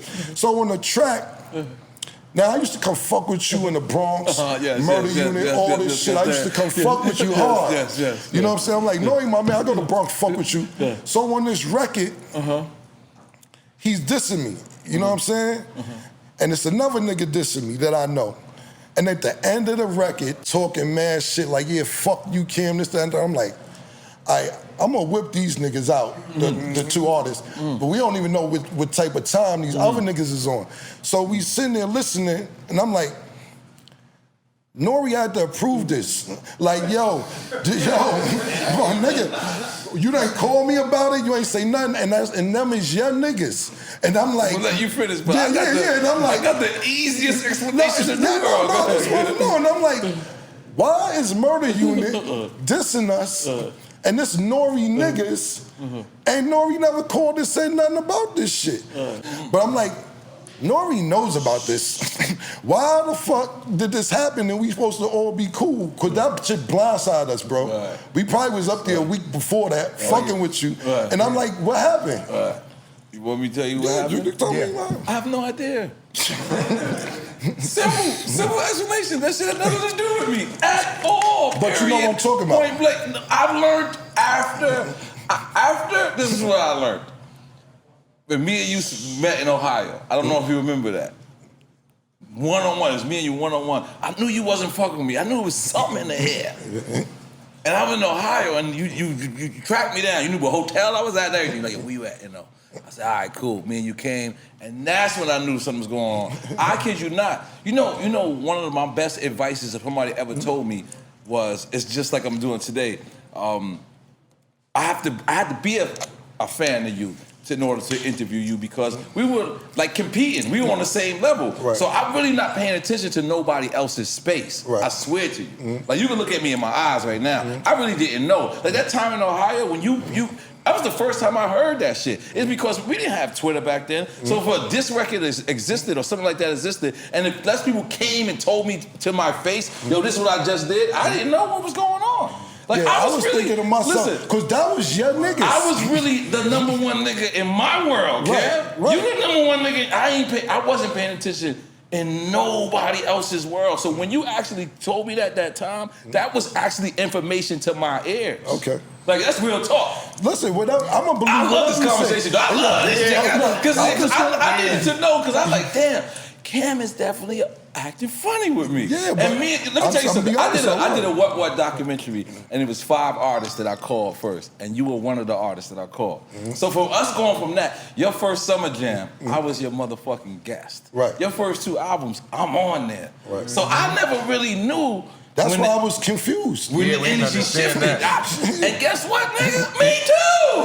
Like me too. Like I'm guilty of being on me and not really paying attention to nothing else. That's really what I wanted to do. I really wanted to focus on me. Like, I'm a nigga that dropped out of school, 7th grade. Like, God bless you for going to college. I heard you say going to college twice. I'm jealous of that. Yeah. I wish I went to college at DFY. From high school, though. Huh? I didn't graduate high school, though. Yeah. But I still went to college. I went to college at DFY, Harlem Valley. Not Harlem. Y'all shit. Jail. Right. You know what I'm saying? For real. So, like, it was different. So, like, I'm glad you even said that, like, just now, because I didn't know that. Right. I still can't explain that situation, but that's what I think. I just wanted to hear what you had to say. But no one, like, had somebody came to me and said, that happened. Yeah. You know I ain't co-signing that shit. Right. There's no way I can. Right. There's no way I can sit back and say, I'm nigga, we fucking with each other every day. How can I sit back and if a person, but the thing is, people do their own thing on their own time. And if I definitely wasn't the leader of that situation. And that happened, and by the time I found out, it was too late. Had I knew that was, that's not me, bro. Right. Me, I'm a happy motherfucker. There's not nobody in here that know me that can say that I don't want to wake up every day and just be happy, my nigga. I think I'm fly, nigga. Like, I think I'm throwing my flea season today, nigga. Like, you know what I'm saying? That's what I want to do. Like, you know, I just want to have fun, drink, but my nigga, but like I said, how you explained that just now, I never knew you felt like that. Yeah, I never knew that. Because you know what? I didn't know. You know why? Because that shit happened too close to where we was just on them niggas' block. Right. With you. Right. To like a week later. But you know what the crazy shit is? That happened. The tunnel. That's the tunnel. Remember the tunnel? Like so that was two different sections at that time. Right. But again, I can't co-sign or deny what anybody else does. I didn't know you blame me for that. I could never blame you, but I'm not gonna say I didn't think you was aware of it. Because at the end of the day, I definitely was. Because at the end of the day, let's just use my man British as an example.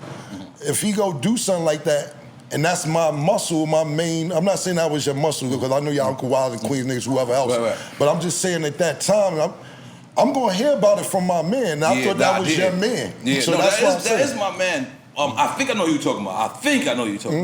But yeah, but that wasn't the wave at the time. Niggas ain't come to me and say, yo, this is what we just did, or this is what happened. Right. You know what I'm saying? None of that. You know what I'm saying? Like, if I would've knew that, I'd have made it weird. Like, nigga, I was the dude, Foxy Brown, this Diddy on my record, I went to see Diddy. And I told Diddy, like, yo, bro, I didn't know this was going on. He said, fuck you, nigga, what the fuck you doing? Letting that bitch diss me on the record. And then he said, but go get money. Yeah, but not to cut you off, bro.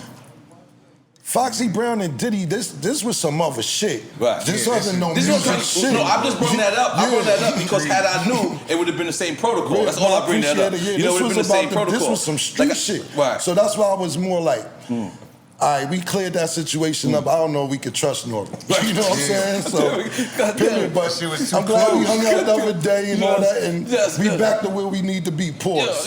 God bless. God bless.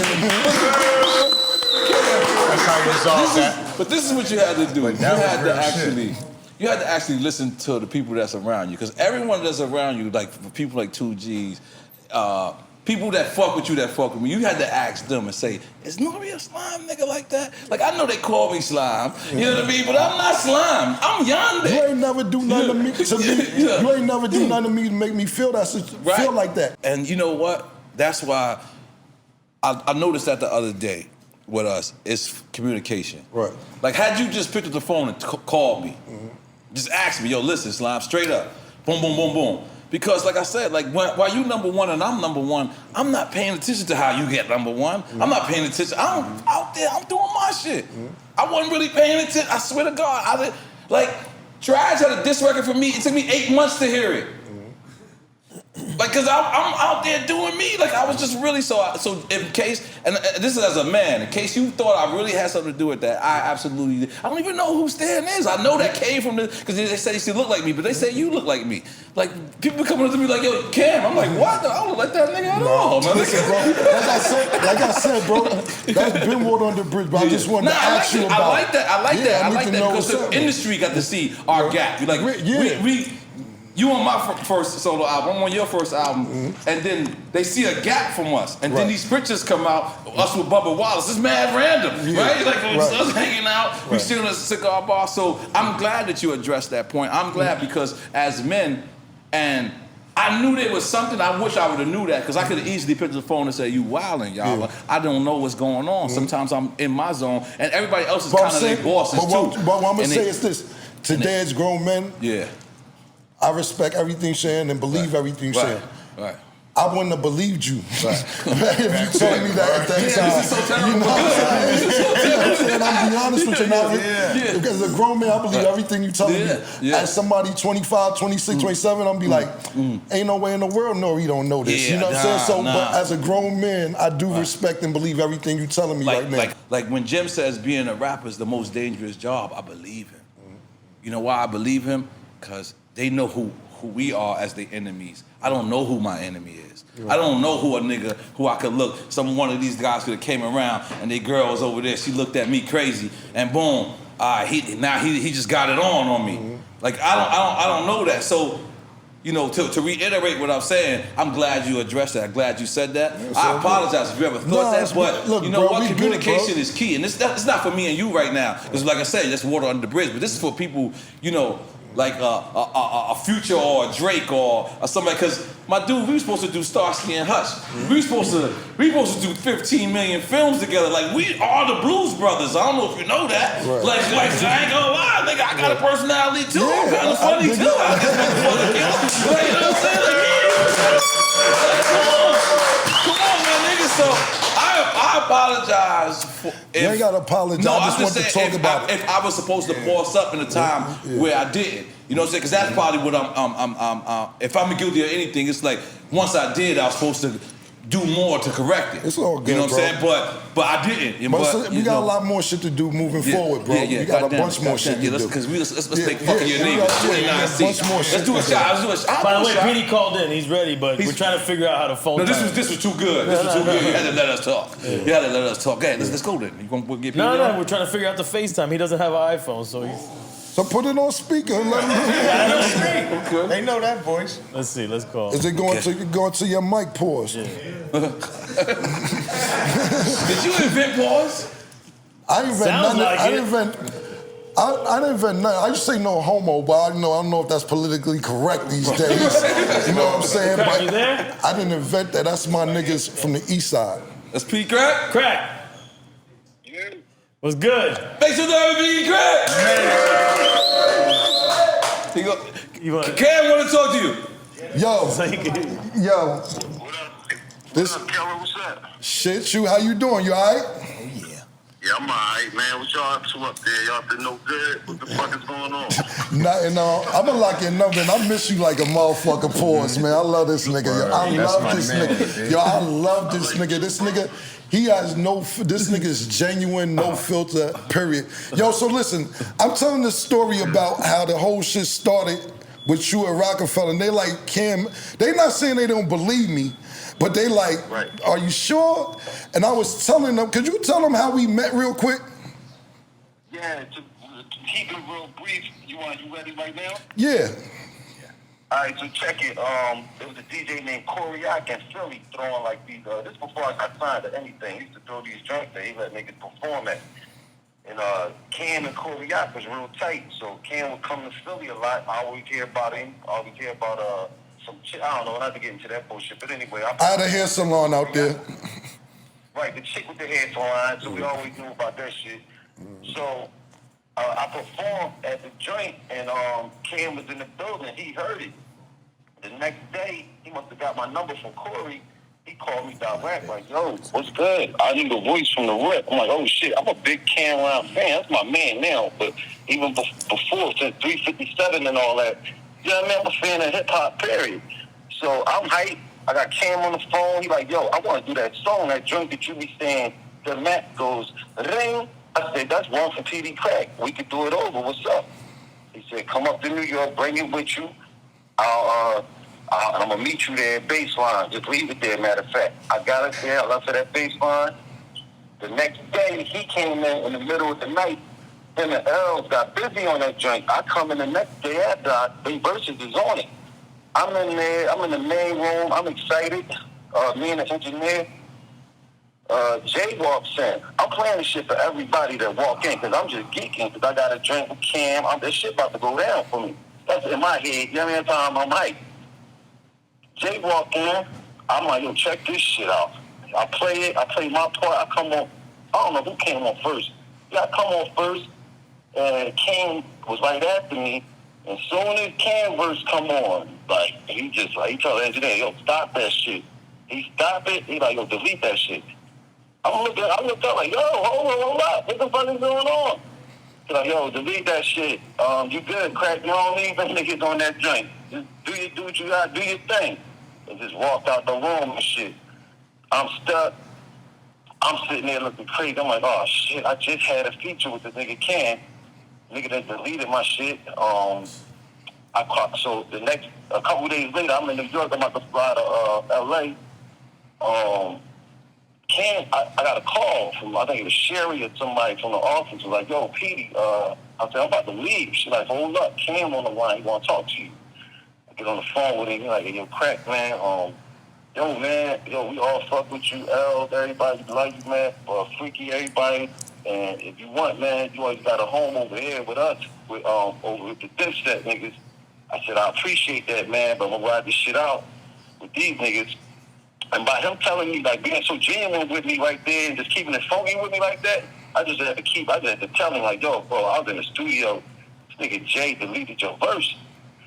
I'm thinking the nigga Cam gonna react, like, on some, like, upset shit, but he didn't even phase him. He just was like, yo, man, don't worry about that shit, Crack. Just do what you gotta do, man. Go get on your flight and go kill that shit, whatever you're doing, man. Don't even trip. And right before I flew off, he called me back. And I had to drive. We had to drive and shit to drive. He met me somewhere. He pulled up. I had like the blue 745 or some shit. It was one of the Husky BMs. Slid up on me and gave me the CD. I had another copy of the shit. I got the, you know what I mean? Just to let me know, like, I got a copy of this shit. You can rock to it. I rocked to the shit the whole way, the whole flight to LA. I get to LA, and if you want me to go further, that's all you want. You want more of that? You can wrap it up when you got to LA. Yeah. Cause I get to LA, it gets a little more like, even more like spooky to me. I'm like, what the fuck is going on? I think just on the strength that Mac was riding for Jay, you know what I mean? And that was his man. Under the circumstances, I didn't understand the issues that Cam and Jay had at the time. I didn't know. I just was like, what the fuck was up with these niggas? I didn't know because it wasn't really talked about that much, but it was going on.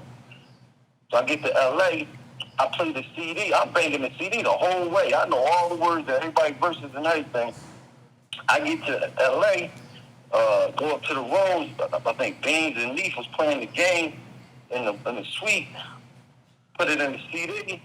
Mac get up and eject it and break it in half and throw it in the trash. So I'm looking at her. I'm like, yo, what's good with y'all niggas? Like, this shit was like the Twilight Zone and shit. And that's when I realized, like, what was going on. Like, yo, he did what? He took the CD out. I'll tell you what you're talking about. Okay. Well, all right, Crack. We love you, brother. Thanks, Crack. I'm about to text. I'm about to text you from my number when I get out of here. So you got my number. Right, where you at? Don't forget. You in Philly? I'm in AC right now, man. I'll call you when I get out of here, yo. Make some noise for Petey Crack. Alright, so he got muffled in a couple places. What was he saying, Cam? That he wait. Not only Jay erased your verse. I told you. And then I didn't get to break the CD part. What the fuck was that? What happened is he said he went in the studio. Jay deleted it, but he called to tell me about it. I had a copy. I gave him a copy anyway before he went to his flight to LA to go to LA. He said he flew all the way to LA to meet State Property. When he got to LA, Beans and whoever else from State Property was in there playing the game, and he's like, yo, listen to this shit I did with Cam and Juelz. And when he played it, Beans stopped playing the game, ejected it, and broke the CD in half and threw it in the garbage. That's exactly what he said. He did say that.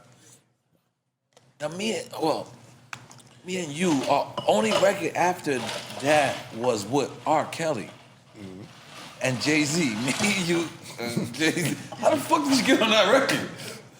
I used to live in Chicago, yo. Get the fuck out of here. Yeah, I couldn't be ignored in Chicago. Wherever I go stay out, I'm gonna make noise, B. Like, never could step on R. Kelly toes in Chicago, but they knew about us. Like, we planted our flag out there.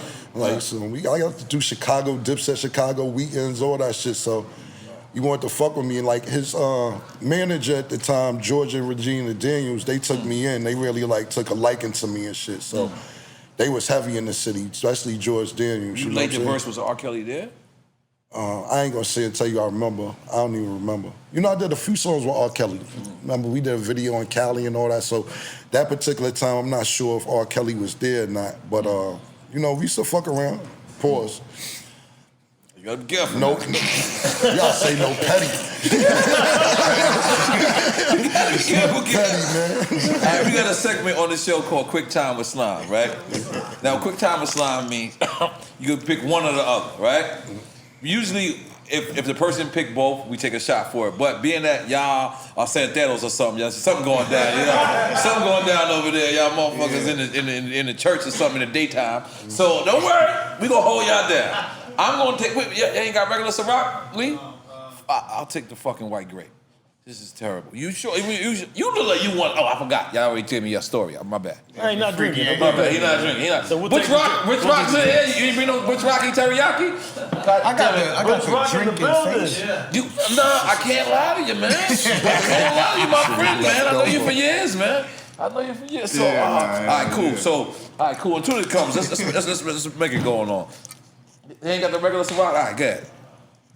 I don't think he's gonna pick both on this one anyway. The first one. You ready, Kat? Yeah. All right, Quick Time with Slime. What the fuck? All right. You got the other Ciroc? Yeah. All right, yeah. So it's gonna be me and you. I got for his answers, all right? Right. All right, cool. We'll replace it. Come on. You know, all right. Let me put some ice in this motherfucker. All right, ready, Kat? Nas and Jay-Z.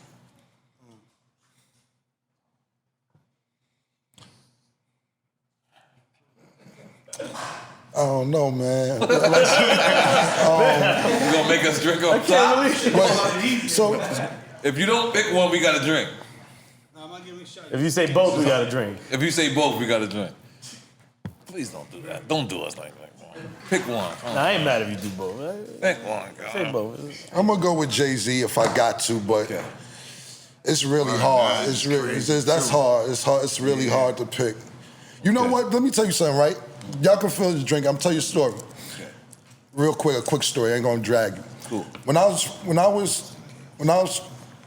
trying to get an album out, like I knew Jay and all that. Jay was coming up with Ain't No Nigga and all that. And I was at this girl house. And she was like, Jay is nice. Jay didn't, I don't think his first album didn't even come out. She's like, I like Jay-Z. I'm like, better than Nas? She like, yeah. And I'm like, nah, you bugging.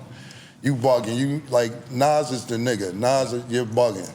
She like, Cam, listen, when I go to the club, I don't want to bring a dictionary with me. You know what I'm saying? I just want to have a party and have a good time, and that's that. I don't want to have to think so much. And I was like, I kept that in mind for when I went forward. I'm like, you know, certain shit you could get deep on, but certain people you got to dumb it down for as well, too. You know what I'm saying? That's what singles are for. Yeah, you know what I'm saying? So I always kept that in mind moving forward when she said that, but it's only reason I would pick Jay-Z over Nas, and like I said, Nas to me is a supreme lyricist. It's just that, you know, I would say if I'm in the club, you could play more Jay shit in the club, you know what I'm saying? But if I'm driving thinking, you probably want to listen to Nas more, you know what I'm saying? So that's the only reason, but it's a trick question, you know what I'm saying? Do you consider yourself a lyricist? Like when you think about it? I could be, you know what I'm saying? But sometimes I dumbed it down too, because it's like... But coming in, you was coming in on some absolutely, pen shit. 100%. Okay. Unordained. Unordained? Unordained. Dame Dash? Yes. Dame Dash. Okay. This is pretty easy. All right. This is gonna be easy as well. Mase or Juelz? I'm gonna pick Juelz. But you can't take away what Mase did as well. You know what I'm saying? But definitely Juelz. I think they both got 2-3 albums, but I'm always gonna pick Juelz. But you know, you don't want to take away what Mase, because you know people still fuck with him. fuck with his music, you know. Whether I fuck with Mase or not, I probably once a month still listen to Been Around the World remix. You know what I'm saying? I love that song. Okay, this is where I think we fucked up. Biggie or Big L? I'm gonna go with Big L because I knew him more personally and I knew what he did. I'm not saying what Biggie did for the world. It's kind of like the situation that we was talking about earlier. Right. They was close to him and I was close to Big L, but I don't think Big L really got the fair shot that he deserved. But I'm not gonna sit there and, you know, Biggie's definitely like a world-renowned top MC considered. You know what I'm saying?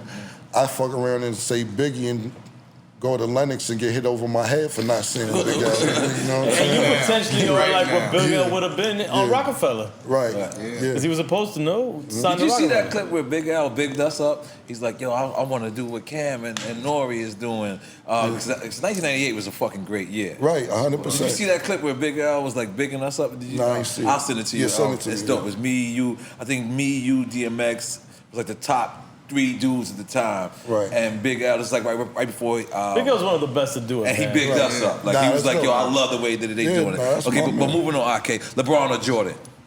Jordan. Yeah, you're very easy, man. Boss. Independent or major? Independent. Damn, look at you. You losing so far. Yeah, I'm dumb. If we were taking a shot, yeah, I'll be losing. All right. Harlem World times Children of the Corn. Children of the Corn. Okay, Moet or Ace? Well, we gotta be politically correct. No, you don't have to be politically correct. You can go with what you want. I drink Moet. Right, okay. All right, cool. I sent you a Clico the other day, too. Yeah, exactly. I think it was with 29C. I like rich. Yeah, you know what I'm saying? What is that? It's Clico, right? It's Clico, but it's rich, the new like rosé shit. Oh, okay. You know what I'm saying? We'll get you on that Ace. I'm about to say, I'm gonna fuck with the Ace now that it's available. Yes, that's right. So we here. Every time that they don't have it in the store sometimes. Right, yeah. You know I told this motherfucker that. Yeah. He don't know. All right. Too rich to know. You know? The guy. I be like, you got more wearing your shit for? Listen, man, I went to the store. There was none. There was none left. Okay, this should be also easy. Miami or LA? Miami. Okay, I knew that. Okay, respect or loyalty? Loyalty. That's dope. Okay, Lil Kim or Foxy Brown? Damn. Shut up, man. Damn, that's a tough one. That's tough. Want us to drink? I would say, yeah, I'm gonna say both. All right. There you go. Salud. Toast to that. Salud. Let's load up another shot, because I think he's going to do the same on this one. Butch Rock needs to Chicago? I've been saying both the whole time if I paid attention. Yeah. Oh, that's why I thought you was my man. You was looking out for me. I thought you wasn't saying both, you was looking out for me. I would have said both the JAY-Z and Nas too if I knew we could say both. Yeah, if you say both, we got to drink. All right, cool. I So dig now it. here you go. Both We across the definitely not board. starting over though. Yeah, All right. Chicago or Ohio? Both. That's Super Bowl. He get me back, man. Both. All right. You know his name. Damn. Slow up, man. Beanie Siegel or Jada Kiss? Oh, man, I'm just going to drink this one now. Both. Now I'm gonna go with Kiss though. Okay, yeah, you gotta. We from New York. We Kiss. from New York. Kiss. All right, I think. All right, I think you definitively gonna pick this too. No Limit or Cash Money? Now that's a tough one. Yeah. That's tough. You gotta load up. That's tough. Yeah, I'm gonna go with both because you know why? Master P. Both? Both. Yeah, both. Master P could have signed Cash Money. You know what I'm saying? And I think that when Master P started getting commercial, No Limit picked up right where they left.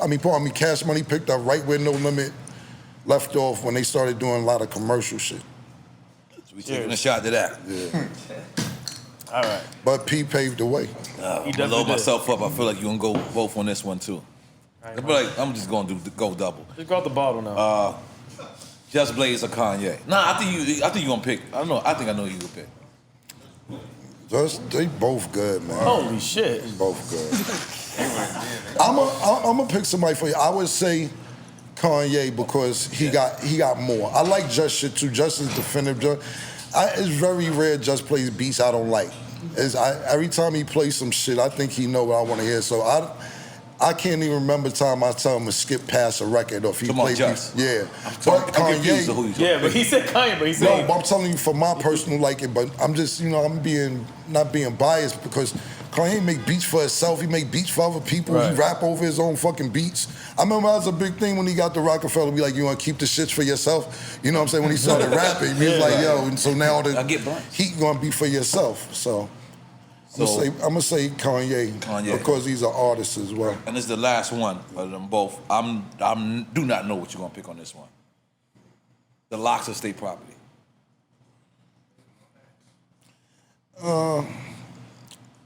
I'm gonna say both. I mean, you already went Jada. You might as well have just gone locks already. Nah, you know why? Because state property, locks, of course, I'm from New York, and I love, Chic Styles and Jada, my niggas too. But you can't underestimate the movement that was state property. Not necessarily the movement, the clothes, everything else. But they got a lot of. They might got more, like, club shit than the locks. Like, you know what I'm saying? Like that Petey Crack shit dope. Like even Freeway. Like I remember he was looking for a single and he's playing me his album. And I'm like, you got a single right here. Like, you think this should be a single? I said, tell Dame, I said, make this a single. This shit with Beanie and Jay-Z. Like, you play that shit in the club, that shit nigga go crazy, yo. That shit, niggas go crazy off that record. I think they got more like in the club shits, but Locks got a bunch of shit too. I'm gonna just say both so y'all can we drink. already took the shot. It would have been fucked up if you would have changed your mind. Because we already took the shot. Right. But man, all right. So I gotta ask you this question straight up. Because I believe Nick Cannon said something to you, you said something to Nick Cannon, and you was like, tell the family I'm good. It kind of felt like you was trying to say you smashed Mariah, I'm not sure. I just gotta ask straight up. Mariah's just my friend. All right. Yeah. That's very And generic. I got mad. And another thing is, me and Nick, we was fucking around on Instagram and shit, going back and forth. He tried to make fun of my pink coat when I'm holding the shit. But I put up a clip of Mariah, like, caressing me with it. You know what I'm saying? I was like, yo. That's that Harlem jokes, man. That raw. But one thing I will say about Nick Cannon, and he, we haven't seen each other, but he gave me some props on the radio a few years ago. That nigga gets to the bag. Mm-hmm. That nigga gets to the bag. The homie. That Get to the clean bag, too. Yeah. That nigga gets to the bag. Yeah. That nigga gets up and hustles. And he fucked a lot of bad bitches. Like, y'all call Nick Cannon corny, all that shit you want. That nigga gets to the bag. He fucked all those bad bitches. And the nigga gets to the. I respect that nigga. Can wear a turpin? Yeah. With confidence? And a turban. Yeah. That's what I meant to say. A turban. No, it's a turpent. There's a turban is the other shit. The turpent. That's a turpent? The shit where he got like, that shit ain't, you know what it is. That shit right there. Right. You gotta be confident to do that. But so for the record, you definitely didn't smash Mariah, or maybe? I didn't say that. I didn't say that, bro. But you smashed a lot of people in this game, Cam. Come on, let's make some noise. You threw your dick on the crack table a lot of nights, Cam. Let's go that straight out there. Come on. This is crack champs. You single, you street champ. Yo, listen, man. You had enough. That's the one thing they got mad, and I'm not saying I ever did anything in Mariah Carey, but that's the one thing they did mad at Nick about, going and telling everybody you bone, B. That nigga, Kim Kardashian, yeah, fuck this bitch, Tierra Marie, and they're like, yo, chill, bro. You want more bitches to fuck. You know what I'm saying? You gotta chill.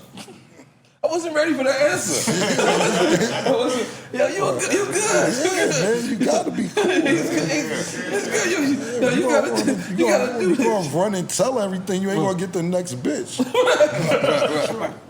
Oh my God. That's the guy with the neighbor. Yeah, but it's one thing when you bring your own celebrity to the table, and it's another thing when I make you famous. I'm a respect. So real quick, because I want to get to the horsepower. Yeah, go ahead. So we talked about Jay, you having a problem with Jay and fixing it. Let's get to the Nas thing. Right. And because I believe I'm actually in this Nas problem. Okay. Like when he went at you, he dissed me right. at the same time. Right. This interview happens. He comes out. He goes. He disses you. This is me. I think this is Angie Martinez. This is Nelly. This is the Step Your Lyrics Yes. rant? Yeah, he went at me. Right. And he's the first guy on my album. At the time, he's my brother now. It's okay. Like you said with Jay. That's old shit. It's all old But shit. You made 7. How many diss records did you make in a night? 7? Jesus Christmas. No, it was a conscious, it was a hard decision. Right. Because Nas just, like you said, he just got on the radio and started dissing niggas, and we big Nas fans. Right. Super big Nas fans. So we like, damn, what the fuck is this about? Like, why is he dissing niggas? But at the same time, we gaining momentum in the street too. Right. So we was like, Nas ain't no walk in the park like you know, because we thought we could rhyme too. People like, this is fucking Nas, like the best. This is right before Ether. Yeah, this is the best rapper ever. You know what I'm saying? So we like, damn, what do we do? Do we ignore it? And niggas like, nah, you can't ignore that shit right now. So we like. But what was his line to you? Because he just blew up my line that he said to me. I don't remember what he said. Best, step up your lyrics? Yo, But I thought he said it about everybody. He didn't say keep pushing this but stuff it didn't about seem like lyrics so much part, of a diss, though. It didn't seem like to me crazy. he was basically saying Hot 97 is whack, playing these whack niggas like Cameron and Nelly. He dissed Nelly too. Yeah, it was y'all too, and then he told me to step my shit up. Yeah, he was like, yo, y'all up here playing this garbage. This nigga keep wanting to bring up. Yeah, he's like, y'all niggas playing this garbage up here. And I'm like, damn, what the fuck was that about? So N.O.R.E story is we had to think and we like, damn, if we going I became do this. all respects, right? You just went at Jay-Z. Leaving. Wow. This is arguably the best guy ever. And then... Or Nas too. That's what I'm saying. That's what I'm saying. What the fuck? There's nothing in your... But everything I'm telling you, right? And this is why it's good to have this conversation. Everything you telling me, I'm telling you, or the questions you asking are good. Because in all these stories we talking about, did I just start anything? Did I just randomly come out of nowhere and just be dissing Nas? Or See, until this Petey Crack story, we, speaking as an outsider looking in, we thought that I was wilding. That it's really like Dame was like trying to break up. Like one of the questions that, you know, we always do this before we do a drink champs. Well, I give somebody a clue. When I had to give somebody a clue. I didn't want to say I had Cam. Right. But everybody's like, yo, ask Cam straight up. Does he think he's the reason Dame Dash and Jay-Z broke up? Right. Like, no, I know the real reason, and it ain't. I mean, it don't got nothing to me. I'm from outside looking in. It looks good. And I don't want to say because, well, Dame don't give a fuck. You know. Yeah, I don't think none of them give a fuck. My opinion Everybody is this. rich. Yeah, my opinion is this. It started when they didn't get Jay's opinion or input on trying to make me the president. He started shying away. Then from what Dame says, that's something you have to ask Jay-Z, is that he got to a point where he didn't want to break bread with Biggs no more. So Dame says. Who didn't want to break bread? Jay-Z. Oh. Like they split, I don't know they split. I don't know if it's 50, 33, 33. I don't know if Jay got 60, 20, 20. But this is Dame's story. This is what he's saying why everything's like, oh, they don't want to break Biggs off no more. I'm like, I don't know. After Old Boy, this is lit. Y'all got the cologne, Old Boy. We really thought y'all had cologne. Right, and shit. you know what I'm saying? But you can see Jay-Z starting to distance himself.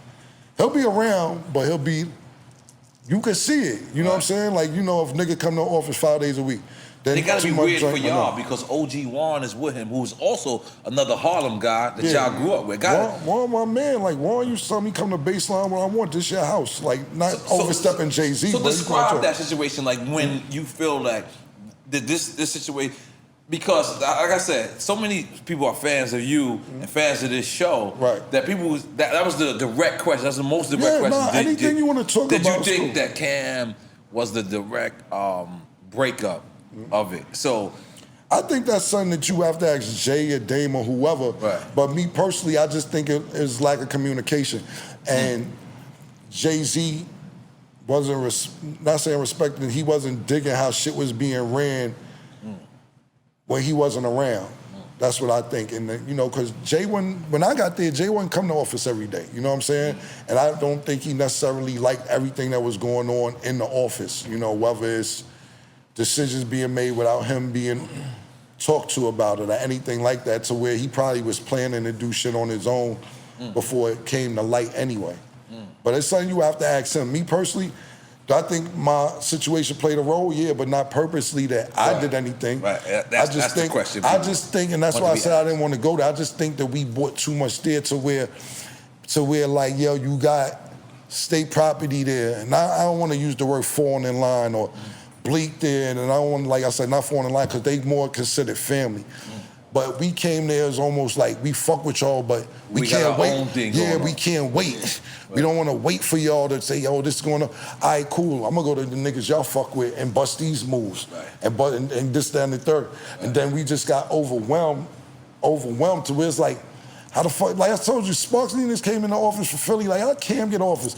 I remember that nigga came in one day, and then Sparks, he's a funny nigga. I liked him too, pause. That's a guy in state property. He pulled the gun out on it. Yeah, exactly. He came in one day. Movie. Just to be I felt like he was being petty again. Let's pull the gun out on you. Yeah, Jim pulled the gun out. Okay, all right, cool. You was he came in there one day, because now we rocking. We got albums going on. He just came in there one day. Niggas say, yo, he came in my office, last time I mean, he said, Kim, my CD done. We're marketing. Where I gotta go? I said, I don't know. He said, promotions, anything, man, it's done. I said, you gotta go talk to them down there at their office, you know what I'm saying? He said, you ain't talking to nobody. You just doing whatever the hell you want to do. I said, it may seem like that, but it's a protocol, you know what I'm saying? He's like, well, the protocol this, and just walked off talking to himself or whatever. But you know, them niggas was all waiting for niggas at Roc-A-Fella to get their shit together. And I went through that already at Entertainment. I went through that at Epic. To where I said, I'm not letting that happen again. Not nothing bad, but I know who I need to meet, who I need to talk to, because the music's gonna get done and we gonna bust the move. So I just think it was a lot moving too fast and niggas wasn't basically letting Jay-Z know. Like basically, for instance, right, you run Roc-A-Fella Records and you hear on TV, right, that Cam's gonna be the president. Like, how the fuck called me? You know what I'm saying? That same thing like with Diplomat. Same thing like not saying random, an artist like, yo, we're gonna make fucking J.R. Ryder the president at the time. Like, yo, who said that? I didn't say that. If this is supposed to be my label, you get what I'm saying? So I think it was like a lack of communication. What's that? God damn it, that you left a lot off my shoulders. You killed that, goddamn. Let's make some noise for that. So look, when you say, I've mentioned this on Drink Champs before. When you say, and I'm paraphrasing, when the fuck we start bouncing, or when the fuck New York start bouncing? Is that what you say on that lyric? Yeah. That's my second album. No, I know, yeah. So what are you talking about? That was definitely a shot at Jay. Was it? Yeah. It seemed like it, but yeah. Who were you talking about? He had bounce with me. Okay, I'm not gonna say it wasn't. It might have been. It might have been. I don't know, but I can't recall. That was a Haze. That was wild. This was a wild time. This is what I'm asking. But you weren't thinking of anybody specific at the time when you wrote that? No, he's talking about Jay-Z. It's true. I ain't gonna say. Let him speak for himself. I don't remember. That song came out in 1989. I'm not gonna say I wasn't. I'm not sitting there. You know, I got a whole record dissing Jay-Z. You did. Yeah, so I'm not gonna say I was. I don't remember if I did it. Because it feel like you saw the future of New York. New York after that was bouncing. Okay. Right? I'm not gonna say yes and no. No, I'm saying you have to making your sense sound good. Yeah, I'm gonna take your word for it. So, moving on. 50. You know 50 was cool. You even just said earlier that horse and carriage. 50 told you that he was actually in that pool. Right. Where did you guys go wrong? I didn't see that.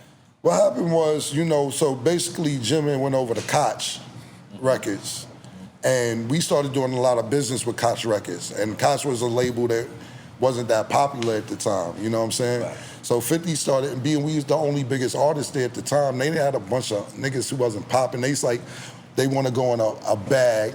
A lot of people called it wasn't Koch, was it Landspeed? Landspeed was before, and then they became When Koch. I got there, we was Koch. It was Koch, okay. No, they became Okay, Koch. I thought it was, but that is Landspeed, correct? They used to be Landspeed, yeah, in Boston. They was out I of didn't Boston. even know that. Yeah. But so when we got to well, not we, Jim polyed that whole deal for himself. He seen, they didn't want to sign Jim. Because you said that you brung Juelz. Yeah, but they didn't. Early. I bought Jim too. They didn't want to sign him. Okay. But Jim wasn't gonna wait neither. Jim started doing his own thing, moving around everywhere. So he came to me. He's like, "Yo, Koch want to fuck me." I'm like, "Bet we can get the deal." So Koch had a bunch of old artists. They was ready to go in an old bag and pull out all that old money and spend it on new talent.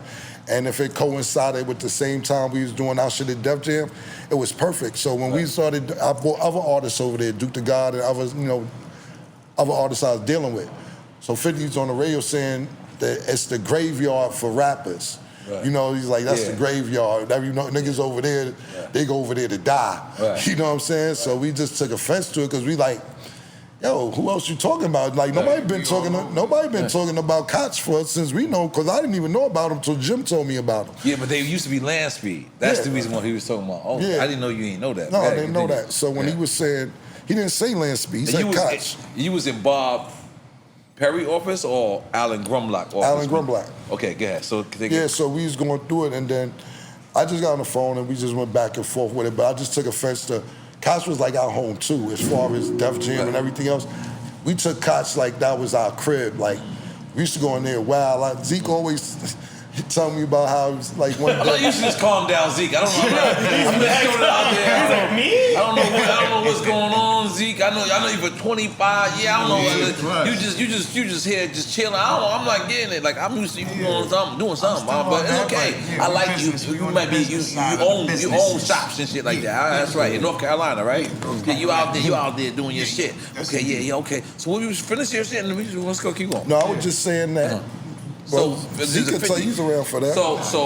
So 50 goes on the radio. Mm-hmm. You call in? I don't remember, but probably so. Probably. I remember we was in Koch when he was dissing Koch. Okay, yeah, so I called in, yeah. And we just started, I'm like, yo, why are you coming? Because to me, it wasn't coming at Koch. It was coming at us. Because who gives a fuck about Michael Koch and no disrespect to Mike Koch, that's my man, or Alan Grumblack, or what? Why randomly just diss them niggas if they was Land Speed, or if they was whoever else, and why all of a sudden when we hear, it's diss them? So that's how I took it at the time. Now, how many projects you had at that time with Koch? It was Jim, Hell, I was trying to get, they rushed the deal in this son, that Baby Grandma's son, but Duke the God was doing all the albums there. And his shit turned into compilations of all of us. So he would have Juelz songs, he would have Jim songs, he would have my songs, he would have Z songs, he'll have everything. But we was putting, instead of the mixtapes, we was putting genius, right? That is genius, right? So once we was stopped doing the mixtapes, you released them officially. We start releasing them at Koch officially. And that's how all our shits, and we'll put them under Duke the God name, so he like hosted tapes. But all the mixtapes became money because we was releasing them all at Koch. That was the game at that point. Right. Yeah, y'all changed the fucking game. God damn it. Do you know how influential you are? Yeah.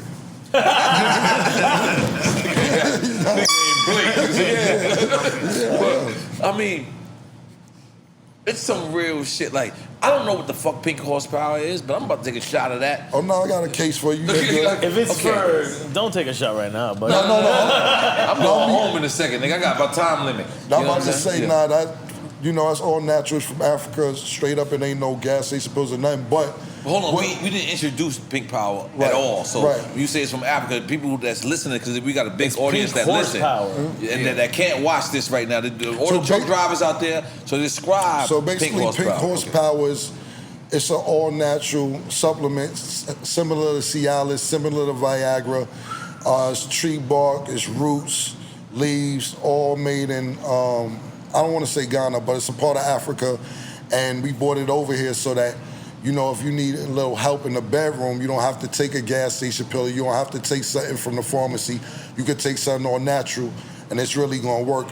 What your man was telling you is right. That shit work in like 15 minutes. Don't take it around nobody that you don't want to be around when it's time to take it. How you know about that? You wanted to take it right now like a shot. You're fucking crazy right now, bro. It's not one of them things you can say. Cam already told me what it is. What I'm saying is, it's not one of them shits that you could be like, I'm gonna let it chill in my system and I'll wait like 5 Yeah, you're not gonna hang with the dogs. Let's stop. Because We thought this was like Tiger Bone. See, Tiger Bone, you could sip it and you could still chill. Yeah. You ain't gonna walk around knocking shit down. Tiger Bone. You talking about that? You knocking shit down. Yes, like 20 family pictures. You go, yeah. Sister with that. You can't be walking. You can't be regular with that. Nah. My man Suge was here. So you telling me you singing legal ecstasy right now? Suge took this. My man Suge and told me he had to hop out the car because he's in his car with his mother. And it wasn't right. I wasn't ready for the story. Wait a minute. Nah, I'm just telling you, he took it too early. And you got a hard on your mom's in the car? Pause, no. What I'm trying to tell you is, it ain't mental. It's gonna work. You don't have to his horse on it, man. That's all you need to know. Power. It ain't about that's what I'm trying to tell you.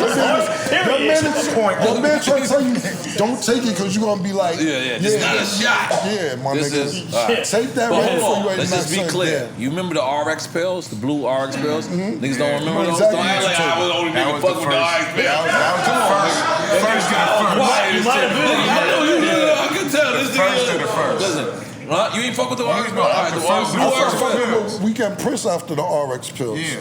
See, you went a little buff. Yeah. I went with horny goat weed after the RX pills. This is not it? No, this past that. You know what niggas using now is honey. Everybody on honeys. Natural honey you pour in your tea. Look at some man. You put honey on your joint? Look at his sneakers. Do you see my nigga sneakers? Okay, you better co-sign this nigga. Do you see his sneakers, Cam? Look up. Can you please look at my camera? It's my main camera. This nigga getting too much money to wear this. Come on, Cam, stand up. Look, Cam, you ain't even recognize who this nigga is. Look at my man. I'm co-signing that. I'm gonna keep it 100. I'm gonna keep it 100. You know what? Yo, what's your name, homie? Rasta. You got your own audience. Somebody appreciate that. Not us. Some girl right now is gonna say he killed it. Right how he's standing too. Nah, I know that type. I know people with that type. But they let they shit straight hanging walking out shit like this. All the way down.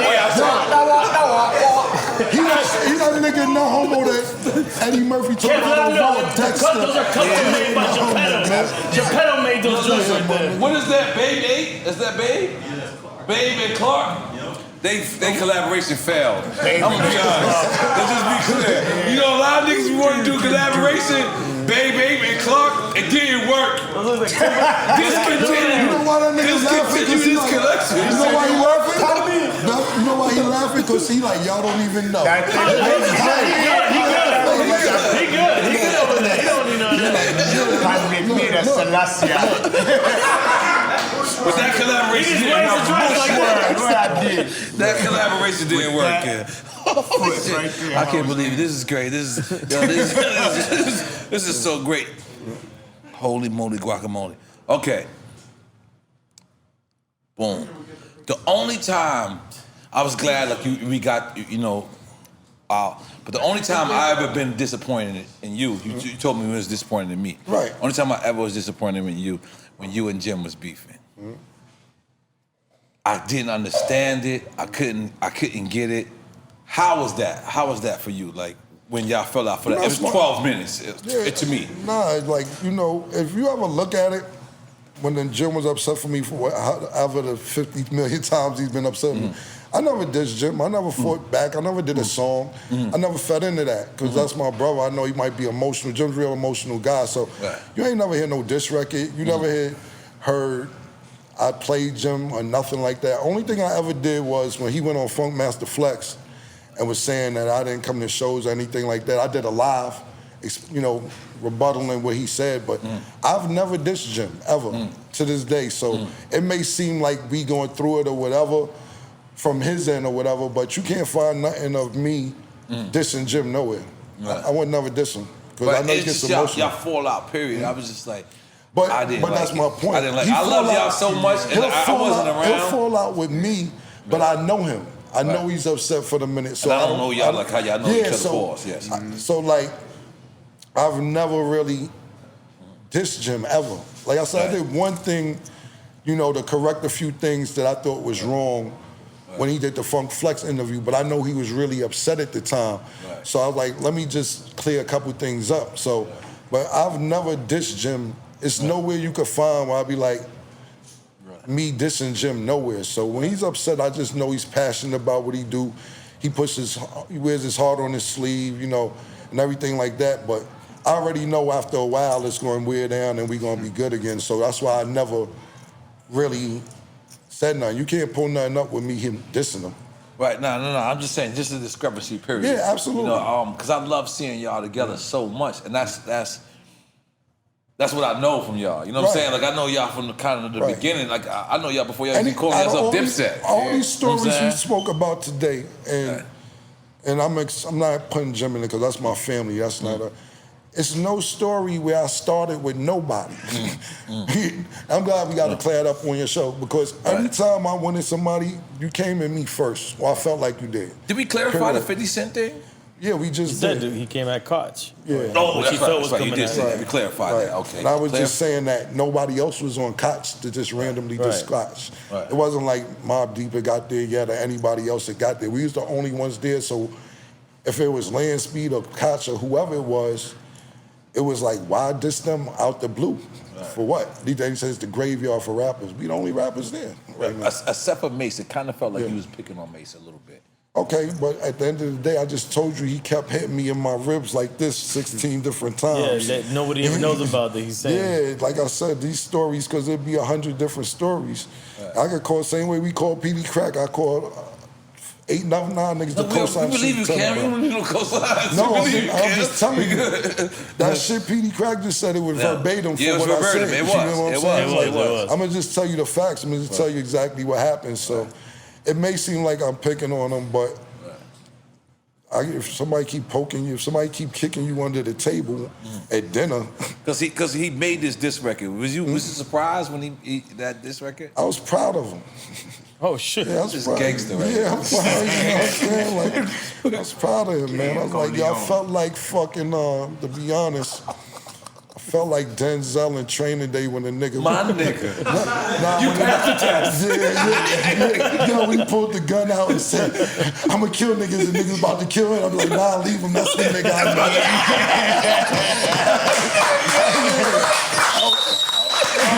proud. I was proud. Come in the house of Training Day. They're gonna drop him. I'm like, no. Yeah. He's a good guy. I see something in him. Yeah, that part. Yo, I ain't gonna lie to you. That might have been the gangsterest response I ever heard of the show. That is funny as fuck, bro.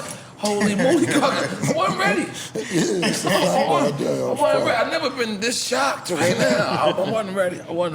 Holy moly, guacamole. But putting it all together, to see even you guys together right now, you know how hard it is to have a 20-year relationship in this fucking it's a fact. business? Absolutely, 100%. Like, so many crews you see from 20 years ago, they don't have 3 of the same members, 4 of the same members that's around. So me seeing y'all brothers together, man, like I remember doing shows with y'all, with Mike Lighty. I remember you said something on this other guy's TV one time. It's other guy's platform. You know what I'm talking about? I don't want to say the guy's name because you said it earlier. And you described a show with Mike Lighty. You remember? Time where they tried to get that killer. Oh, yes. Is that the same time? I think I had went there early because this was the shit back in the day. You actually was the reason why we went crazy. Yeah, because I went there early. I got paid early. Everyone wanted to go. I remember the story because everyone wanted to headline the show. And I was like, fuck that, let's go early because I know these niggas. I did a show with these niggas before, they ain't got the bread. So I'm going there, I opened up. They were like, yo nigga, you platinum. I'm like, fuck it, I open up, 6 o'clock, let's go. I did this show, give me my money. And then and Freaky's like, yo, where you going? I said, yo, yeah, I got paid. He said, wait a minute. I said, y'all supposed to come early. And then I didn't know from there. And then I saw on the interview that you did, you was like, y'all came and It was. They didn't have our money. That's what I was just about to say. Same shit happened. They ain't have our money. And the next thing you know, they try to, some big, tall, 6'9", 2'6", Them niggas came, it was Red Cafe and them niggas. Oh, that's the franchise. It was called the franchise. franchise. Okay. Yeah. And they came out, I guess, protecting Mike Lighty, because we were like, give us our money. And they had a lot of niggas with them. They had like 40 niggas. And they surrounded me, because Jim and Black Dawn went inside beefing, like, yo, give us our fucking money. And they walked out like, uh-oh. And then like 40 niggas followed them around. And they surrounded me like, Cam, you beefing about your money? And the nigga yapped my chain. Word. I never heard this. Yeah. I did a song about it. It's called Dead or Alive. Oh, it turned out crazier than just yap the chain, though. Yeah, just type in Dead or Alive. I tell the whole story on there. Wow, I didn't know that. I was on this show. Oh, God, I ain't gonna lie. Like I said, I just went, got paid, and left. So they yapped my chain, and my man. I ain't know this. See what I'm saying? Niggas think I'm like, I ain't know this. Nigga would do. I knew this. I don't know this. No, because it turned out bad for them. I know. I still didn't know this. It turned out good for this show. Let's do it. Yeah, but nah, nigga yapped my chain, and then my man just came out. I ain't gonna say his name because he gonna get mad at me anyway. He fucking came out popping and pistol whipped the nigga who took my chain and took his chain and got my chain back. And then we left. And then we like fucking Mike Lighty, man. This nigga got us going all this shit for. You actually made a song. We went to the studio that night. It's called Dead or Alive. Oh, my holy moly guacamole. Yeah. But this is some great stories right here. But I didn't know that period till I seen you describe that story. You was like, yo, because you said yo, I did exactly what you said. You said I seen N.O.R.E. and N.O.R.E. because what had happened was I kept telling me, yo, you on the tour with everybody hot. They're gonna come late. Don't fuck with that late shit. You ain't gonna get paid. Like, so when we were supposed to come at 9, I showed up at 6. Like, I'm ready. I performed for the 60 people here. I killed it. That's what happened. Niggas was asking everybody. Everybody got paid but us. I'm like, that's... Nah, but you know what it was back then? We wanted to headline. So all of us showed up late. Right. So I had took advantage of being like, you know, people showing up late and you know, a certain time because we thought we was headliners. But that was crazy when I heard seeing your and then I heard your record to it. Right. So what's your favorite era in hip hop, Ken? My favorite era? I mean, it depends on like as a professional or just a hip hop fan. Hip hop fan. You know, whichever. It's pretty much both. I'll take a shot for that too. All right, you pretty much want to get me drunk, Cam? It's okay. I like it's a lot of shit. You know, you gotta realize when I was a child, you know, 11, 12, 13 years old, you got people who I wanted to be like and dress like. And, you know, I remember going to Canal Street and get a chain because EPMD had a link, or buying a fisherman hat because EPMD had a fisherman hat. Or loving, you know, I used to love Nice and Smooth, you know, Smooth being Greg Nice and fucking Tribe Called Quest and Granddaddy IU and fucking, you know. You ain't say Granddaddy. They ain't just say that. They ain't trying to sneak that on me. Granddaddy, I follow Granddaddy IU. I follow Granddaddy on the gram. He got a gram? Yeah. Oh, definitely a foul nigga. I ain't know that. Yeah. I thought he was on like on Space Mask. Nah, what's that shit called? What the fuck? Space Mask. What's the shit? Leave me alone. Ain't no Space Mask. What's that shit? MySpace. Oh. Space Mask. Nah, Granddaddy got a page, but you know. I knew a girl named Kenya from West Virginia. Met at the mall. Like this nigga, Southern Atlanta. Come on, nigga. That made me want to be a rapper. Yeah, like that. That line off top. When I heard that, I said, wait a minute. Yeah. Kenya, West Virginia. Yeah, that's the song Met at the Mall.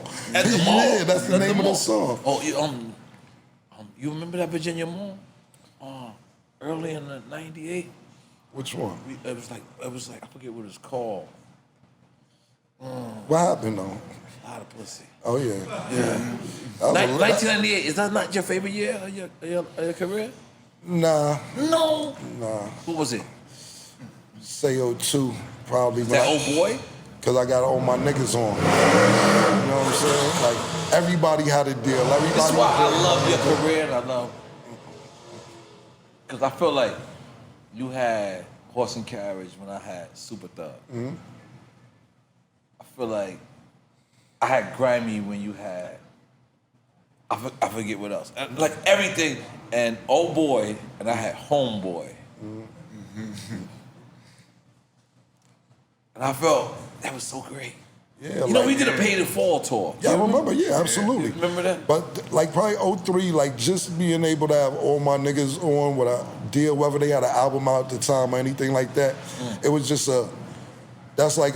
it was some bucket shit list to get off me to make sure Jim had a deal, Juelz had a deal, and they would have signed Freaky. That Zeke went to jail, and when he went to jail. When he came home from jail, it was dope that I had a car ready for him and a crib and condo and all that shit ready and cash. And then he eventually ended up when he came from jail, I got him a deal at Asylum. You know what I'm saying? But I had everything like. Those was my favorite years when I was able to help the crew out. And this is after Oh Boy, this is 03, 04, you said? 03 is when the Diplomat album came out. Juelz album came out 03 or 04, so I felt good. Zeke was in jail. He came out like 07, 08. Got him a deal 08. And 07. Whenever he came out, got him a deal. Like, I like that shit. 2 days later. Yeah. I remember, I got a two-part question for you.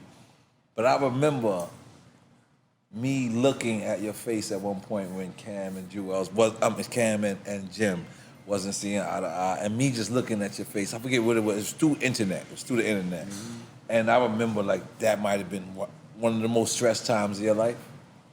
It wasn't so. At first, I couldn't understand it because we've been tight before rap. Like this nigga Cam, we'll buy a sandwich. Cam would buy a sandwich, and that was it.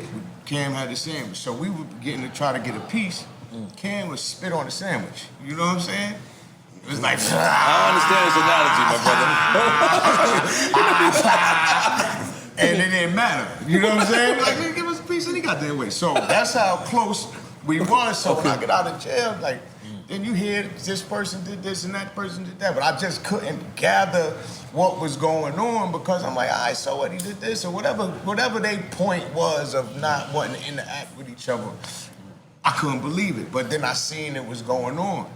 I think I was on, I don't know if I was on I went somewhere with Jim, and I'm thinking I wanted to rectify the situation because these niggas, I love these niggas. Like, that's it. I ain't gonna tell. You know what I'm I'm sorry to cut you off, but I want to big you up.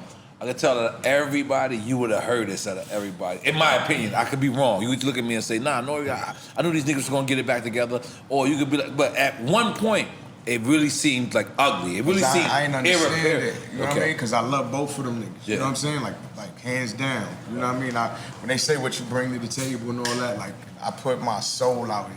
You know what I mean? It wouldn't be a time if something was going on. If it's over, it's over. You know what I mean? That's how I ran with these. That's how I still run. You know what I mean? It was four of y'all. It's more y'all, but the forefront is four of y'all. Zeke, Juelz, Cam, Jim, right? Yeah. But then y'all got Fashion.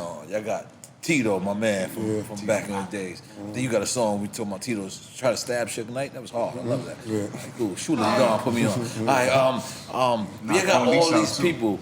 So, but you, as like the artist that wasn't the artist, how much pressure was that on the fans when the fans were seeing you? Nah, really, Cam, I don't know if you remember this, but I wanted to be, Cam was like, look, everybody can't do anything.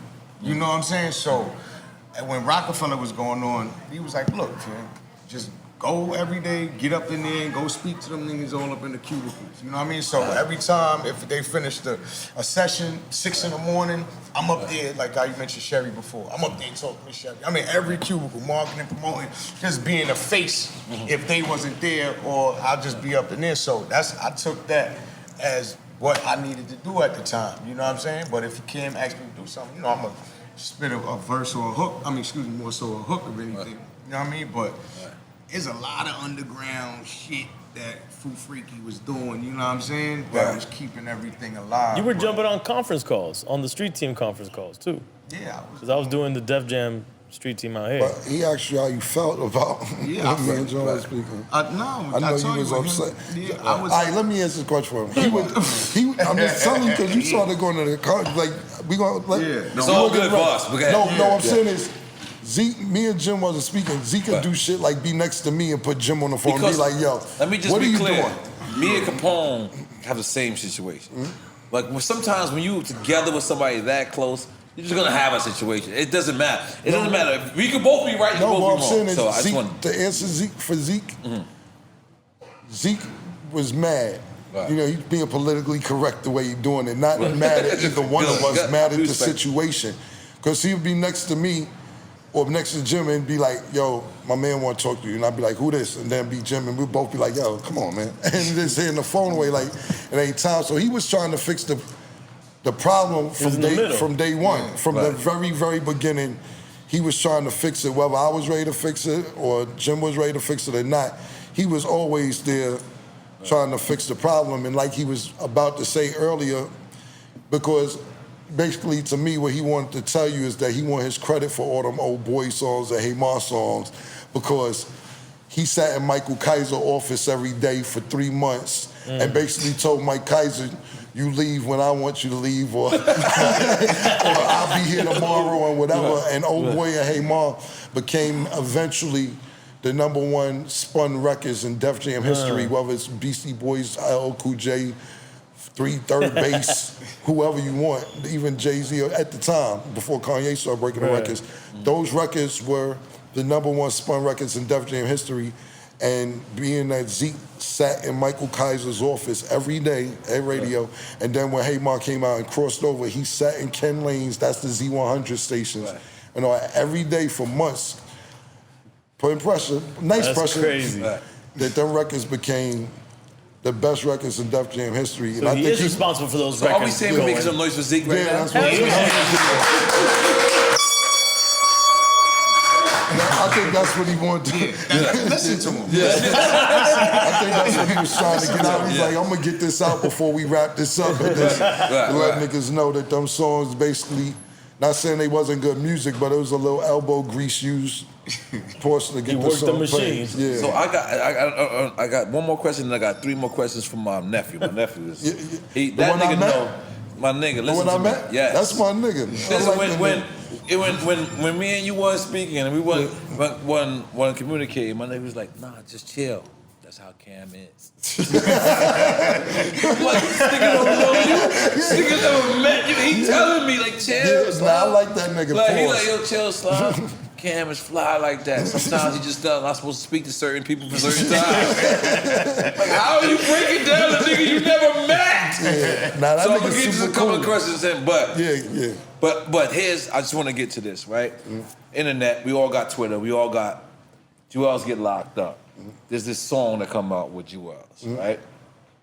People are pointing the finger saying, man, they gotta be talking about Juelz, right? I mean, Cam. They gotta be talking about Cam. Let's just be clear. You just said that to me earlier. I can ask you anything. Yeah, absolutely, 100%. So, definitely. This song comes out. I'm a journalist. Yeah. Now, you don't even know me. This is the first week knowing me as a journalist. Like, you know, these people are hitting me and they're saying, look, N.O.R.E, Juelz is going that slime. I'm not a gossip reporter. I don't report it or nothing. But being that you here, I have to ask that question. Absolutely. There's this record that comes out where Juelz is in jail or prior, and it seems like he's coming at you. Did you hear this record? Do you know what I'm talking about? Yeah, I know exactly what you're talking about. So what happened in that situation? Well, Juelz was in jail when the record, basically, I guess his girlfriend and his brother put the record out, the album out. He put out a mixtape, an album or something while he's in jail. And so basically, I heard a record, sounds like it's about me, dissing me, but I'm not dissing Jim or Juelz. I'm just not dissing them on no records or talking about them publicly or whatever. If y'all mad at me, cool, I'm just not ever gonna do that. But his girl called me and she explained to me, and I ended up speaking to Juelz, and Juelz said that basically it's supposed to be two sides of it. So it's when me and him wasn't speaking, that was his point of view. And he said he wrote my point of view, but he said instead of him saying how I felt, he wanted me to write how he felt when niggas wasn't speaking. So he actually made this in jail? No, he has songs in his computer. He doesn't make no music in jail. I guess Juelz got 2 million songs in his computer. I don't know why he put them out. Tudu the Don just told me that. Yeah, so basically that particular song, he was saying it wasn't supposed, this is what he said, that it wasn't supposed to go on his album because he wanted me to do a verse on how he felt during that era when he was mad at me or I was mad at him or whatever. And I told him, this when he got out of jail, we had this conversation. And I was like, I'm not gonna do that because it's just confusing the fans. They don't know if this is today, they don't know if this is old, I don't really get it, but I understood the concept. It would have been dope if it was a few years ago, but I just... Present shit. Yeah, but I just didn't feel it was a purpose for that. But that's what he told me. Okay. Let's get into me and L is cool too. I just spoke to L yesterday, so we good. It's beautiful, it's beautiful. So let me get to one of my nephew's questions. He wants to know, when you look at the free bands change. You know what I'm talking about? I know exactly what you're talking about. My nephew feel like... this nigga's Dipset more than y'all. Yeah, I respect it. I feel like... Yo, you know what this nephew told me? What? His nephew told me, he said, I couldn't afford a chain, and I wanted to be Dipset so bad that, he said it took me 3 days to saw off the eagle that's on the basketball trophy. He said I sawed it for 3 days and bought a little rope and put it on there, B. Listen, my nigga, this nigga, he know everything about Dipset. Yeah, I respect that. That's shit, he fucked up. He gonna be mad. But so he's like, yo, free bands, and he actually sent me a picture. He ain't playing. Look, he like asked the y'all what he feel about free bands change. I mean, it's all good. To be honest with you, my man Chubby Baby, that's our family. You know what I'm saying? Look, the nephew called right back. Yeah. Yeah. Hold on. Cam ain't fucking with you. He left, man. Nah, he right here. Yeah, what up, boy? What's good, my nigga? How you doing? You all right? My nigga right there. That's what's up, B. Good to see you, man. So we on your questions right now. We on the free bands. If we feel like Future, excuse, I wasn't supposed to say that, but fuck it. I want to know how you feel about Future. He basically took the Eagle Bird and put FGB on it, and now that's their chain. But that's Dipset original chain. Yeah. Okay. All right. Hold on, Kid Spirit. We're gonna leave you right there. Yeah. What you feel about that, Cam? I don't feel a way. I mean, like with Diplomats and Wu-Tang, I think those are the best logos that's not gonna go nowhere. Right. And Future's family, that's my guy. Plus, he was dealing with Chubby Baby. That's right, from Left Harlem too, right? No, Chubby Baby from the Bronx, but we met in Ohio. Me and Chubbs, we was out in Ohio. That's where we met at. And he's been in Atlanta working with Future and a whole bunch of other niggas. So he was with Future a while when that logo came out. He called and told me about it before it happened. So it was all good with me. And like I said, Future's fam, it's all good. God damn it. Yeah, I got all your other questions, y'all. I already used all your other questions, man. I'm trying to be like a good journalist, so I'm looking at all your other questions. Yeah, we already get that. This is a great interview. And he told me he didn't trust me. This is crazy. We had good reason. But he told you, but young man, he told you, relax. He really told me, relax. Real. Killer's the man. I wouldn't trust you neither. One time for your nephew.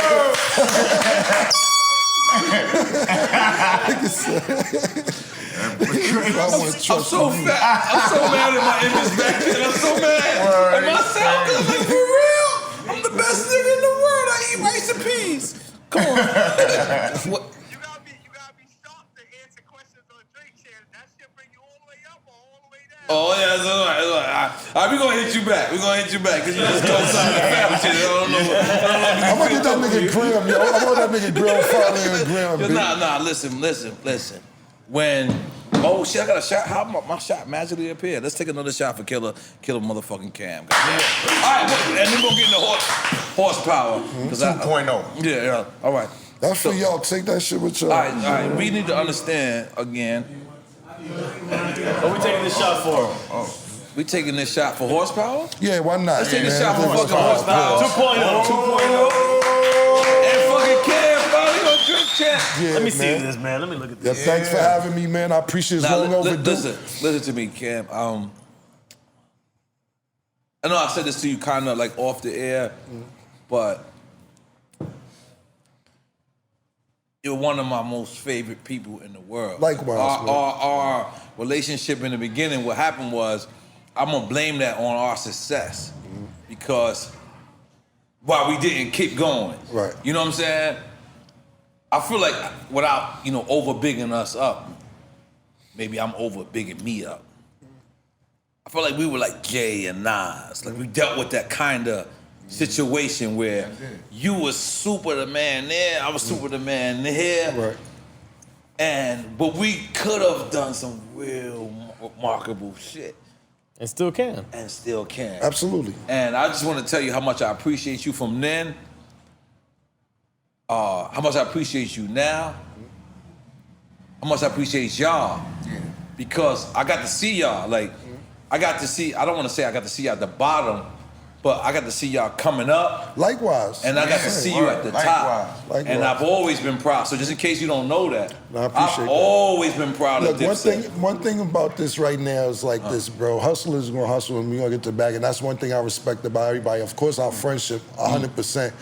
But to see, like you said, I mentioned 97 or 96, whatever year it is, to see that you still doing this, to see that you still look great, pause, that you still get money, I respect that more than anything else. Of course, our friendship, but I don't like niggas. You know what I hate? That's why it was important for us to hang out first before I did this. Yeah, I loved it. We had a great time. I wanted to hang out. I want you to know that. I done been to Trust me, nigga, I'm good. Like, nigga, I got. You know what I don't like when people say, you be like, yo, how you doing? And somebody be like, yeah, I'm just maintaining. I'm like, I don't want to hear you maintaining. Like, hey, I'm not really on that maintaining shit. You know what I'm saying? Just elevate, motherfucker. Yeah, exactly. Like, that's another word that's like almost depressing. How you doing? Maintaining. Yo, my nigga, I don't want you just maintaining nigga from now on. Nigga, like, yo, I really went on that maintaining shit. Kevin Lyles told me that, and I ran with that for like 15, 20 years, because if you just maintaining, you satisfied with just getting by. And I'm not happy with just getting by. I got habits that I want to support and I want to keep doing. You get what I'm saying? So to say that, I'm saying that to say this, to see that you still doing your shows and your second act, and you still could do songs if you want.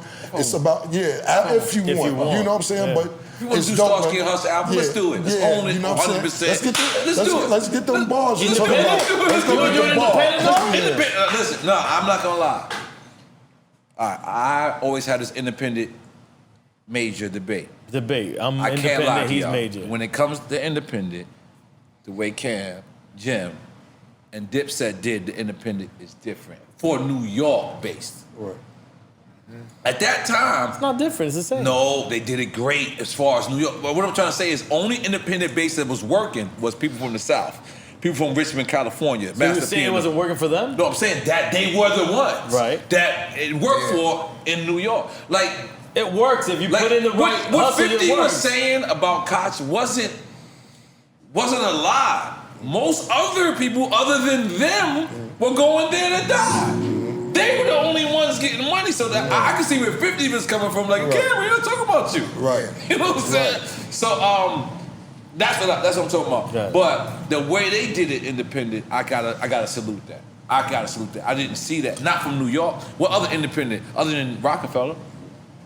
There was no other independent people. Think about it, Cam. Rough Riders. No, they weren't independent. Well, I'm saying No, movement. they were universal from the beginning. Because once DMX signed, that was Def Jam Universal. Right. The Locks were Interscope. Oh no, they were Bad Boy. Yeah, and then they moved over to fuck with So y'all were the first independent to fuck with an independent company. Right. You were independent with a major.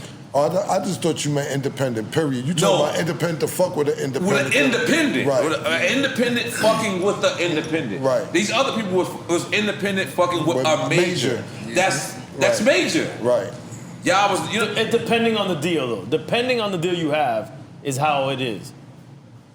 If you own your masters, if you own your shit, but then you're you independent. can't own your masters fucking with a major. Yeah, you can. Yeah, you can. Yeah, well, You can own 80%. You go. They own No, it's something. the of deal. it. It depends on the deal. Puff got his masters back now.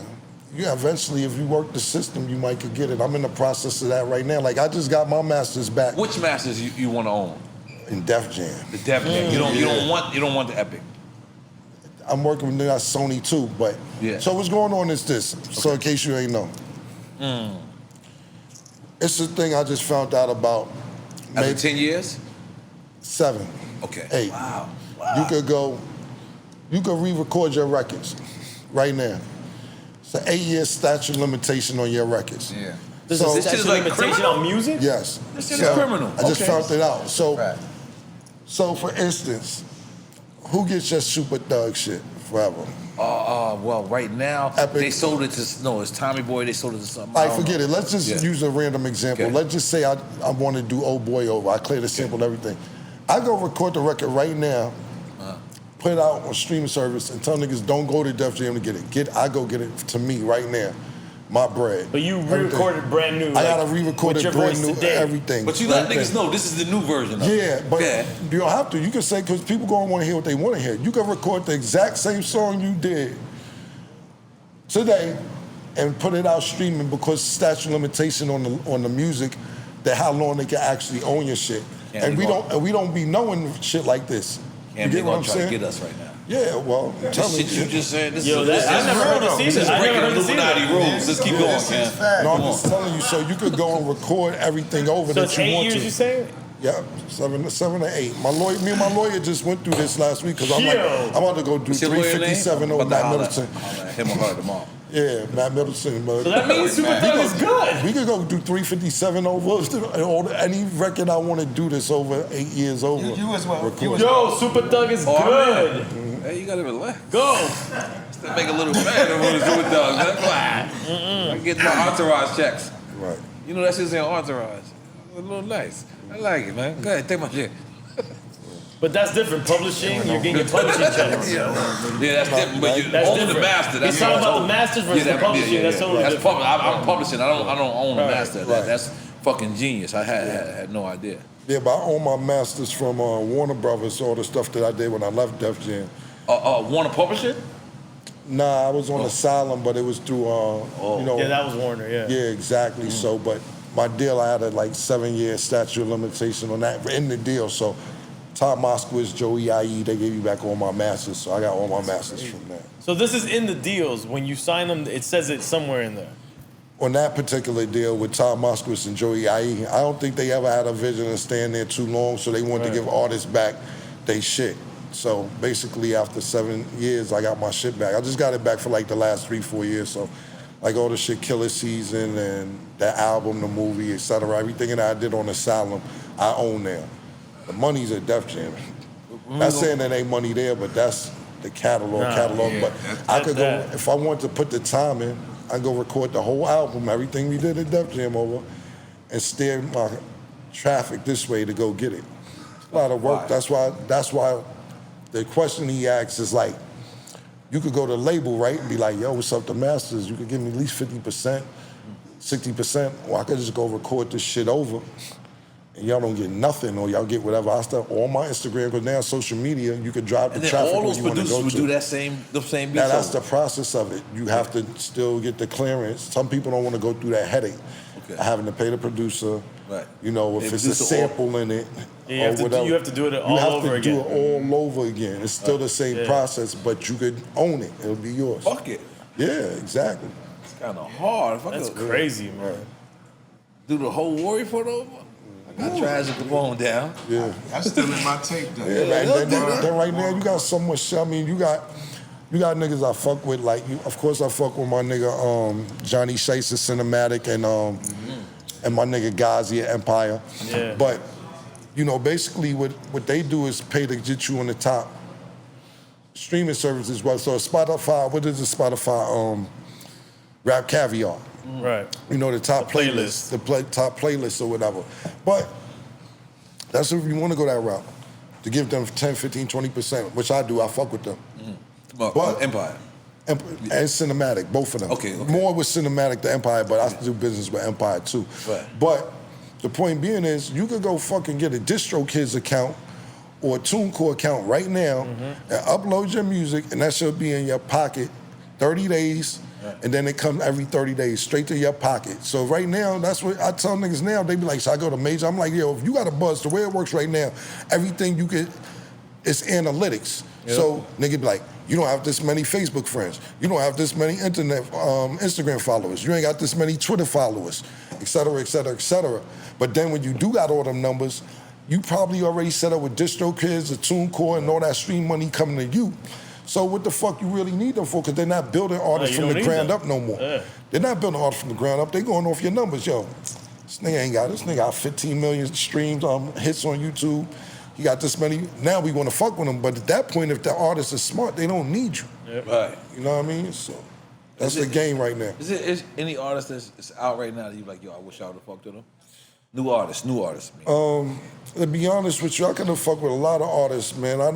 I be curving because I enjoy my peace. Like when you get an artist, they problems become your problems. And then they be super cool, and then when they be your artists, it be mad problems they didn't have before that they got now that they became your artists. Like, yo, my rent backed up. I'm like, how long? 6 years. They like, you still live there, nigga? Like, yo, nah, man. So how many abortions you paid for? I paid for my artist abortion. Yeah, like shit like that. Like, I thought you slid that weirdly. Was I supposed to say that?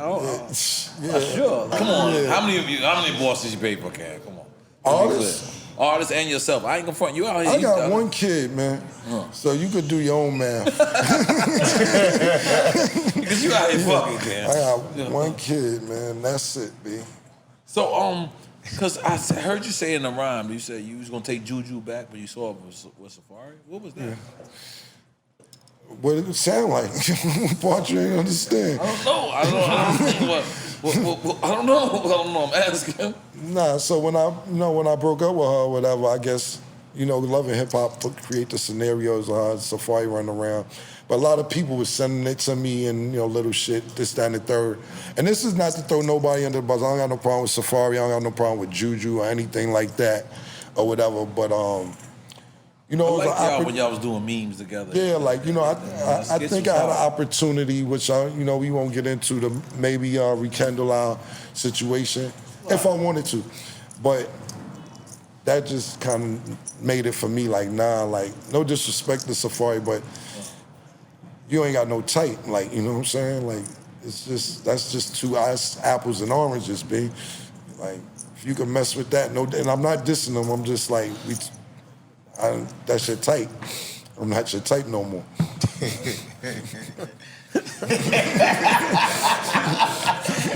No disrespect. Respectfully. Respectfully, disrespectfully. Respectfully. Yeah, disrespectfully though. I've never been this stuck in my life. Could you please help me out? I don't know what to say. I'm a big L fan. So if you have any Big L story that you could tell me. Big L story. I really, damn. I got a lot of Big L stories, but they like, if I say them, it's still niggas outside that's gonna know what I'm talking about. That fuck, like, I'm trying to think, like, for instance, Big L used to snap, a nigga's cruel person snapping, you know what I'm saying? And the niggas he was talking about still be outside. Not that I'm gonna talk, not that it's a problem, but it's just one of them situations, like, I don't wanna bring up a nigga. Yo, it's just hard, man. I can tell. Look at his face. This nigga, your face says it all right that nigga's rude. He's like, your mother's gonna die tomorrow. Say right? Big L, Yeah, he talk like that to people. You know what I'm saying? Like, and he rap like that too. Yeah, like we be rolling dice and the nigga lose. You be like, your mother's gonna die tomorrow anyway. So how about that? And I be like, yo, this nigga's harsh, man, really harsh. But yeah, I can't really get into the best ones because his friends. Nah, give me a mild one. His friends that he fuck with, that he used to talk about, is still outside. So, I'm really trying to think of a cool one. Okay, like putting together Children of the Corn, you said it was his. Yeah, absolutely. He had the deal. So he seen nigga movements was popping off. So you know, he rounded up. It's a song on his album called 8 Is Enough. Right. And he put me on that album, on that song. So, you know, I didn't really know anybody else on the record, so it was a privilege for him to put me on the record. And just the fact that he thought I could rap, I appreciated that. Was it crazy that one record was the same sample that Pac had for? What was the record that Pac had after he passed? It was the. What record are you talking about? Oh man, it was one of the. It was the. Oh, American Dream, like the bar sample. Yeah. I mean, we had it first. You had it way before. We just wanted to use it before somebody else had it, because Biggie had used a DeBar sample for One More Chance, and actually Big L had that sample first on his shit. So that happened to Big L a couple times. Yeah, so the Biggie joint you said. Yeah. Big L had it first, and then Biggie used it, and that shit blew out the water. I changed the whole scenario for Biggie after that record came out. Yeah. How did you and Faison Glover? What's that nigga name? What's that nigga name? Faison. Faison Lover. You said Faison Glover? I said, I'm not. What's the nigga name? Faison Love? Faison Love, that boy. Yeah. What is going on here? Nah, one day he was just talking reckless about how Jay-Z wasn't getting no street money. I just chimed in.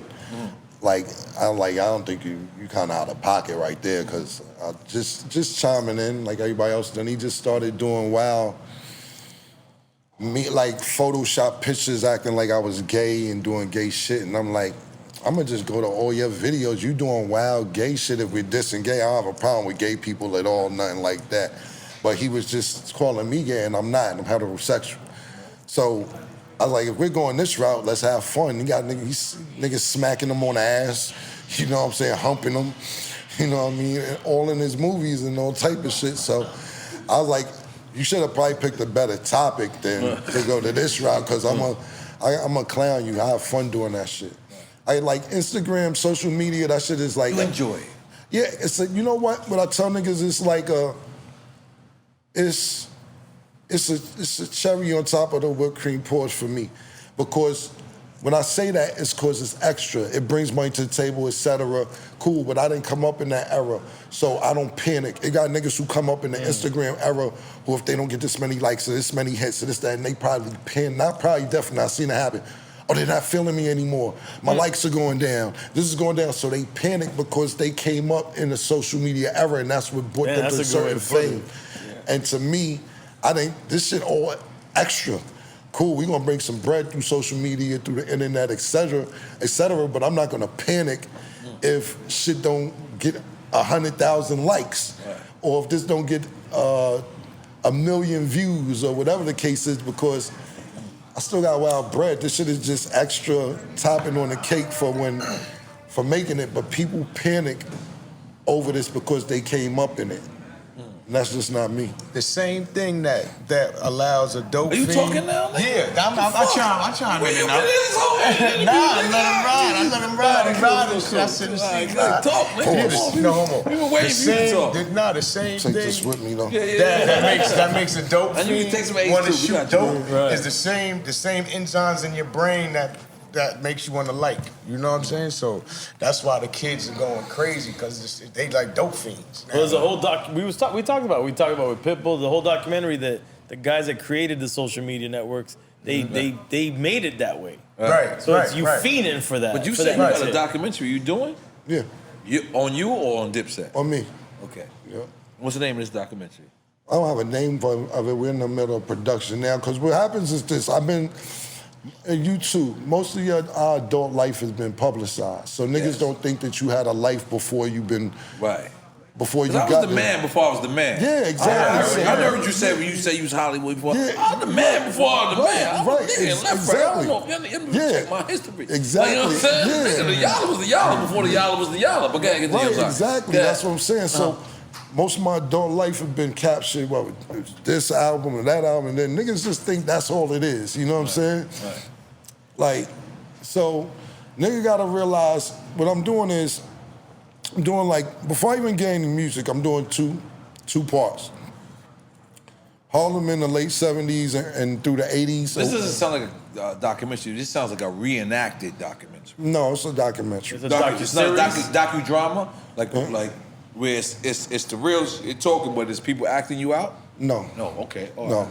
It'd be stock footage and people doing interviews Okay. and maybe old foot. But what it is, what I want to do is, from the late 70s to early and mid through the 80s, I want to show the Explain part your of come up, Harlem like, that I was brought up in. Right. You get what I'm saying? Like, in probably a 5-6 block radius, there's so many dope people from the late 70s, early 80s, and big time drug dealers or number runners or anything else like that. That needs to be publicized to make realize who the nigga I turned out to be, what made me the nigga I turned out to be. So fucking, I want to talk about Fritz. I want to talk about Dougie Lime. I want to talk about all these prominent figures in a 4 or 5 block radius to make me the person that I am growing up. You know, I want to talk about Big L and what was, you know, his demise and his downfall, and these is all my friends. Them stories, I don't want to tell their story because it's not my story to tell, but if you ever see the movie City of Gods, Yeah. you know what I'm saying? That's my story for Big L and them niggas' story. I'm the cameraman. The nigga, you know, I'm not the nigga who was Very doing humble of you to say that. Yeah, but I'm just saying, I can tell you everything about that whole story. I wasn't out there killing with them niggas, killing each other. Right. But at the end of the day, I can tell you everything that happened, and a lot of that needs to be explained. Because like right now, right? I'm a superstitious nigga, right? Like, Yeah, I don't cut poles. Like, me and you walking together and you cut the pole? Yeah, I make I'm you superstitious. back around, Like, say bread and like butter. fam, yeah, like I I'm don't park in superstitious. handicap park. When I park, I walk around the handicap park. I don't even want my feet to touch it, the space, period. Because Like, that's a little over superstitious. Yeah, I've never heard of this. Yeah, Continue. yeah, because that could be your spot if you want it. You know what I'm saying? Like, it really be your spot. Never looked at it like that. Like, That's the point. you can, Moly, go ahead. you can make it your spot. But the moral of the story is, like, my block, it's nothing in the world, it's nothing in this whole world right now that can make me, I could go to 140th Street, I go to 139th, 5th Avenue. There's nothing in this world that can make me walk or get out my car on 139th Street between 7th and Lenox Avenue. Because 3 niggas I know got popped like in a 25-foot space. Oh, okay. So I'm never getting out my car on that block. I might go down 5th, I may go to 41st. I'm just like I that. don't go to the taco shack. Yeah, I'm not Across going. the street from Billy's? Yeah. I don't go there. Yeah. Because one of my best friends, the person I love, twin, he left there and got shot. You was from there. telling So me. I won't, I'll look at it, but I won't. Right. I won't It's just enter it. certain I shit. met DMX and we stayed outside. Right, I dig it. Like, I'm that type of nigga. I'm just not gonna do certain shit. So I'm superstitious like that, though. But anyway, the story needs to be told on what I grew up into and what made me, you know, not trust certain niggas, or not you. It's not We gotta certain go fix this. yeah, and then whatever, how I move, or whatever. And, you know, it needs to be a little more light shine on my neighborhood. So that's what I'm going to do my first couple episodes before we even get into Dipset and my music career, anything, basketball career, anything like that. But your shit is so rich. Why wouldn't it be like a reenacted shit? Fuck that question. If somebody's gonna play Cameron in a movie, You're talking about like with the Wu-Tang shit. Yeah. I think that can all happen, but I think this is set the pace doc for that. would yeah, be like first. Yeah. right Like now, the Wu-Tang right now, doc if they make it happened tomorrow, first, right. if they making it tomorrow, who are you picking to play you? I don't know. I don't even know a nigga like me, bro. It's just hard to But pick a nah, nigga, you know but that's the what I'm good saying? shit. Yeah. Is you That'd be a play hell of a Alpo. casting meeting. Right. This is real. You play Alpo. How did you do your research for Alpo? I live in Harlem. If I did a bad job, I wouldn't be able to live that down. Like, you know, what I'm gonna do, go back home. And then when I did that movie, this is when I was outside every day. Like, I was on Lenox Avenue every day You when know, it I was that auditioned to time. be Yeah. Alpo. You beat the shit out of me. Yes. I tried to be him too. No, it didn't Nah, I'm happen just for me. saying, you know, I don't. They said nope. No, I'm just Cam got saying it. that because, you know, Dame is like the producer of that movie, Out of Low Leverage, and then Dame lobbied for me to get that spot. He wanted, they wanted another actor to get it, but they were stuck on Wood Harris. So Dame told them, if you really want Wood Harris, you got to give me Cameron. He did good. So that's how that went. But I said it earlier in the interview. I was like superstar status, household name. Right. I think after Paid in Full, that was it. Yeah, absolutely. Like after Paid in Full. Well, you gotta realize this Paid in Full came out one year, the Old Boy, Hey Ma, then Diplomats, then Jim Jones, then Juelz. It was like it's a domino effect of a lot of shit. Right. So yeah, after that, it wasn't. It was I had 12 that seconds whole in shit. Paid in Full. Yeah. I had to describe you. You played a great part, man. Got that mixed with me? And I'm gonna tell you what my shit was all freestyle. What happened was one year, I knew Griselda. I didn't. This just sounds crazy. The way I described it was retarded. Let me just excuse me, because retarded might be wrong too, right? But I knew that there was some Colombians in Queens. You knew Griselda, you said? No, I did not. No, me personally. But Queens, we had the cocaine. We didn't have to go uptown. And I seen Alpo and Rich. That's the shit I'm describing. Nigga popping the willies, all that. That was, them niggas was in 40 projects. And that's what they were doing. The same exact scene that I'm describing. In my, I don't know. I get what you're saying in your brain, like you're visualizing. Because they're like, yo, listen, describe Alpo, but over-exaggerated. I was like, all right, cool. I don't even have to kind of over-exaggerate it. I kind of gonna use what I've seen in 40 Projects. One day I went to see Uncle Waz in 40 Projects. Or basically, it was one of those things.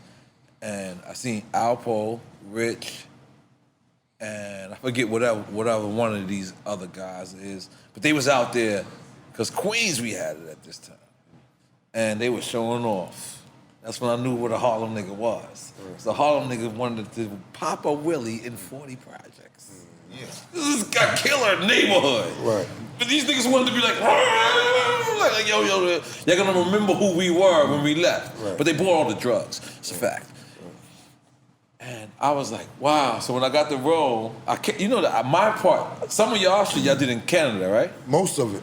Yeah. My shit was on 144th, or my shit was in Harlem. Yeah. So they said, yo, and I freestyled that shit. That nigga, most of the shit I freestyled. Charles Stone was super dope. Charles Stone, it was Charles Stone the Third. Yeah. What his name was? Yeah, he's a super dope artist. Charles Stone the Third. Let us be hood niggas.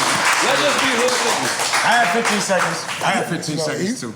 Damn, you have it. Yeah. He was And dope. he did have 15 seconds. Because the script was whack, the clothing was whack, and I was like, yo, damn, they gonna fuck this movie back. No, not the script was whack, the dialogue.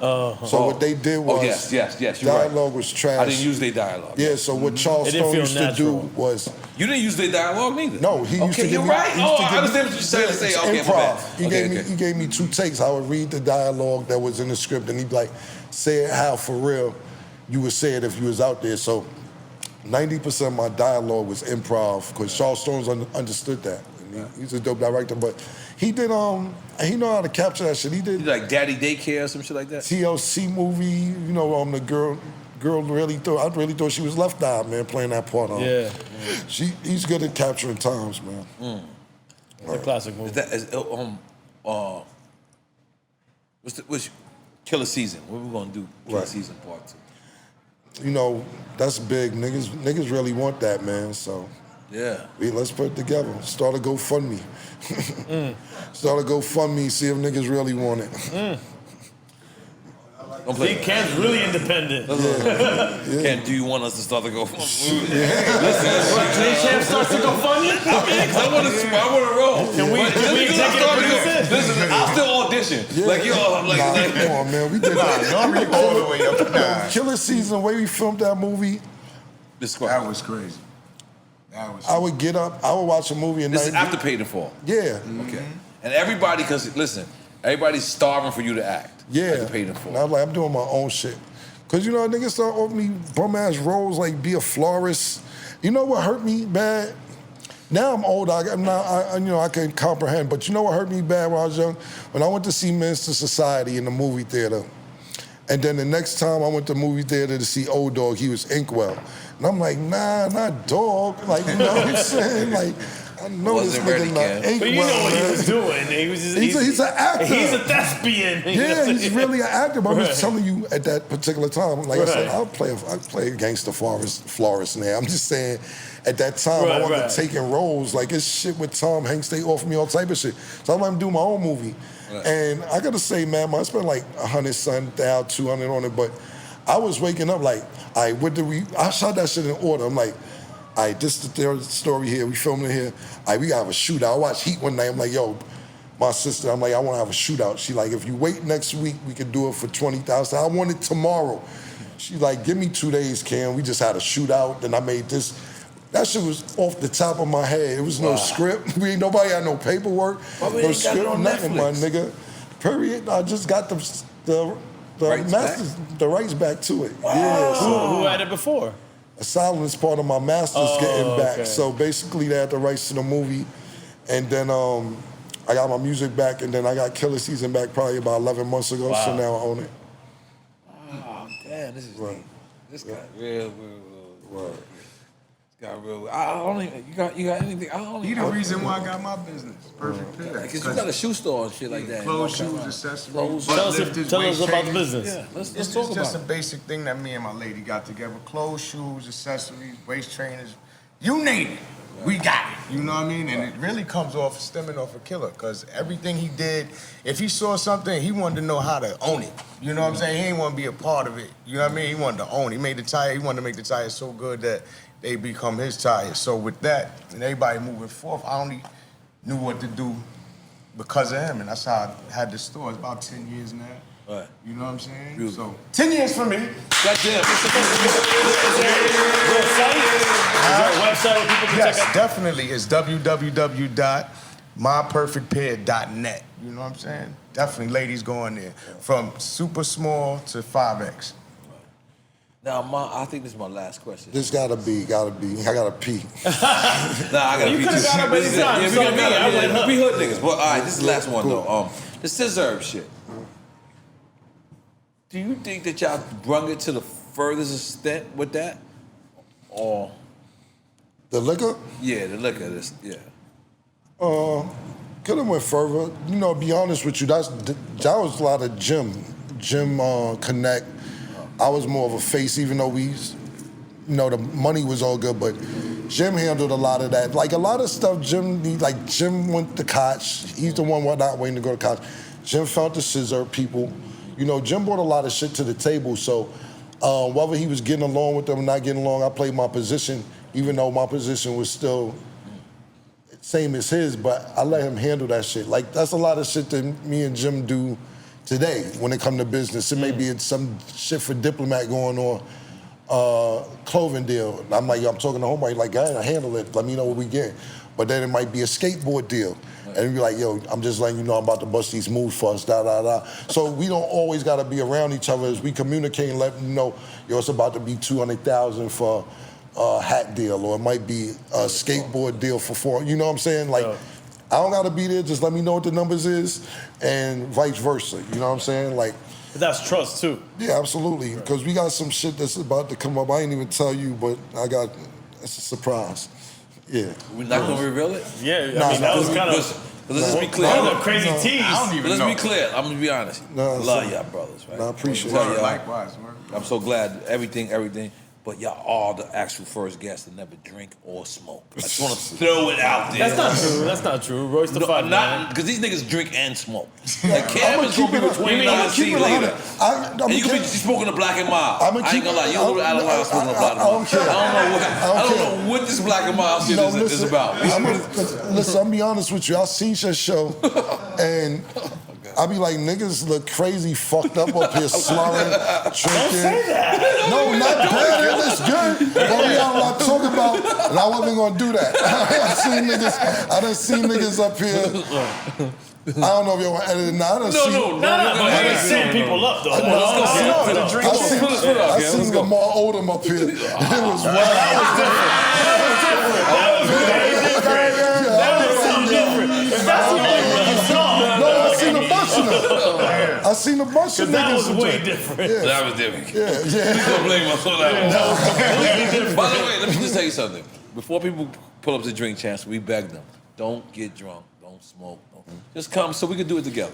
Right. You know what I'm saying? It's a So the fans can celebration. see it. That's what It's it's a supposed to celebration. be. This is what it is. You know, God bless Versus for taking our celebration, thing and making it theirs, and that's no problem because we're what? You ain't have to laugh that hard. But you're right. But God bless Versus for taking it. That's what this is. It's a celebration. So just in case I didn't say it because I don't know if your fans have been telling you this is the reason why they want you to come on Drink Champs. Is because how much I appreciate you. Well, You've been a part of not only my, CNN when once Capone went to jail. That's my first freestyle with someone outside of my barrel, outside of people that I fucked with. But not only that, my solo career. Banned from TV. I said I called you earlier. Yeah, that was a big song. What? Right. And that was a disrespect to Banned from TV. Right. Because Banned from TV was the people that I considered my closest friends. Right. So that's why I wish you would have called me back then when we talked about that earlier. But fuck that. And this is the last question. I got to pee too. That shit, my shit is prairie dogging, right? Whoa. Relax. I'll take another shot. But what's your memory of Banned from TV? I remember when I went to, the beat was hard. The beat was so hard. And I wanted to rap longer, and you was like, Cam, it gotta be 12. I think it was 12 or 16. 16. Yeah, and I was like, yo, let me just go crazy. It's like, Cam, you gotta keep it 16. I'm like, this beat too hard, just do 16 bars, man. Okay, see, I don't remember this, Cam, so you gotta school me. That's a spitter, ain't Did you hear anybody else's verse at that time? No. Really? No. I just. Style nigga like that? Nah, I didn't hear nobody else's verse. I just heard the beat, and I was like, yo, this. I didn't know Locks and nobody was gonna be on there. Well, let's take a picture. Yo, appreciate you, bro. Thanks.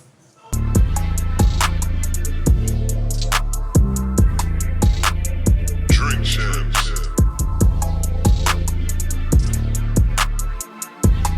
All right, so let's reiterate this question. You reiterate it? Gotta relax. You didn't know no one else was on that record for Banned from TV? Nah. You just played the beat for me. Electric Lady. I don't remember the studio, but I remember. don't remember shit. Nah, man. You're getting a lot of money. Nah, I don't remember that shit. I do remember when I heard it, I was like, damn, man, I would have probably did something else because I heard the Locks on it afterwards. Then Pun was on You it. bodied that. Yeah, you killed that. Super body. Nah, I appreciate it, but I was like. So you would have killed it more? It's nothing like, in my opinion, it's just like, damn, I wish I didn't know nobody was going to be on the record, period. Not saying I didn't thought it'd be a N.O.R.E. record, though. I didn't know who else was going to be on the record. Did you tell everybody else on the record that other people were on? Did they hear their verses? Honestly, it was, How did that process go with everybody else? it was, Nature was in the studio. I called Pun. I called Cam. And Cam always was in my hand. Nigga, I'm 20 blocks away. I'm good. You came, you heard the shit, slayed your shit, and just left. Okay, but did everybody else hear the other verses? I didn't know if I was gonna put hooks in there. So he's probably right when he says, yo, I just played him the beat. Yeah, I wanted to keep going rapping. I remember he's like, Cam, we got So you just never told people there was other... I can't lie, his other part of the story is helping me sharpen my other part of the story. But really what it was I thought I was gonna do a hook. But it was Nature, then it was Pun, and then it was Cam. And I got them all three on the same exact day. night. Okay. No, same exact night. And the reason why I remember it was Electric Lady was because I went downstairs because one of my boys went to Great Papayas. And I went downstairs because Pun was never supposed to be on the record. Yeah, you talked about it. Pun was never supposed to be on the record. I was supposed to put you and Nature on the record. That was my idea. But then I went downstairs to Great Papayas. One of my dudes was eating a Frank, and I was like, I just want to just make fun of this nigga. And I went and Pun laid a verse. When Pun laid the verse, I was like, yo, I gotta put Cam on this. And you were like 20 blocks away. I think you was in Hit Factory. I think it was on the block in Hit Factory. But so you didn't know anybody else was on this verse. Okay, so let's just end this with this. Do you think you had the best verse on Banned from TV? I don't know. I have to listen to it again, but I'm really a big fan of when Jada and Styles go back to back. I'm a big fan of that shit. That's very humble of you. I like that. Then also, with your part as well. You saying I had the best part? You say that, Cam. Yeah, Please, no one ever told me this. Please, can you say that, Cam? No, I'm saying. I'm not gonna lie, Pun was one of the best verses on the I'm saying if you played in the club, see, that's what I'm saying. When you ask about these songs come on, big and man. all that shit, you have to put yourself in different mind states. If you in the car or you in the bitch house or whatever, you in the club. But for the club, you had the hype and verse. Like when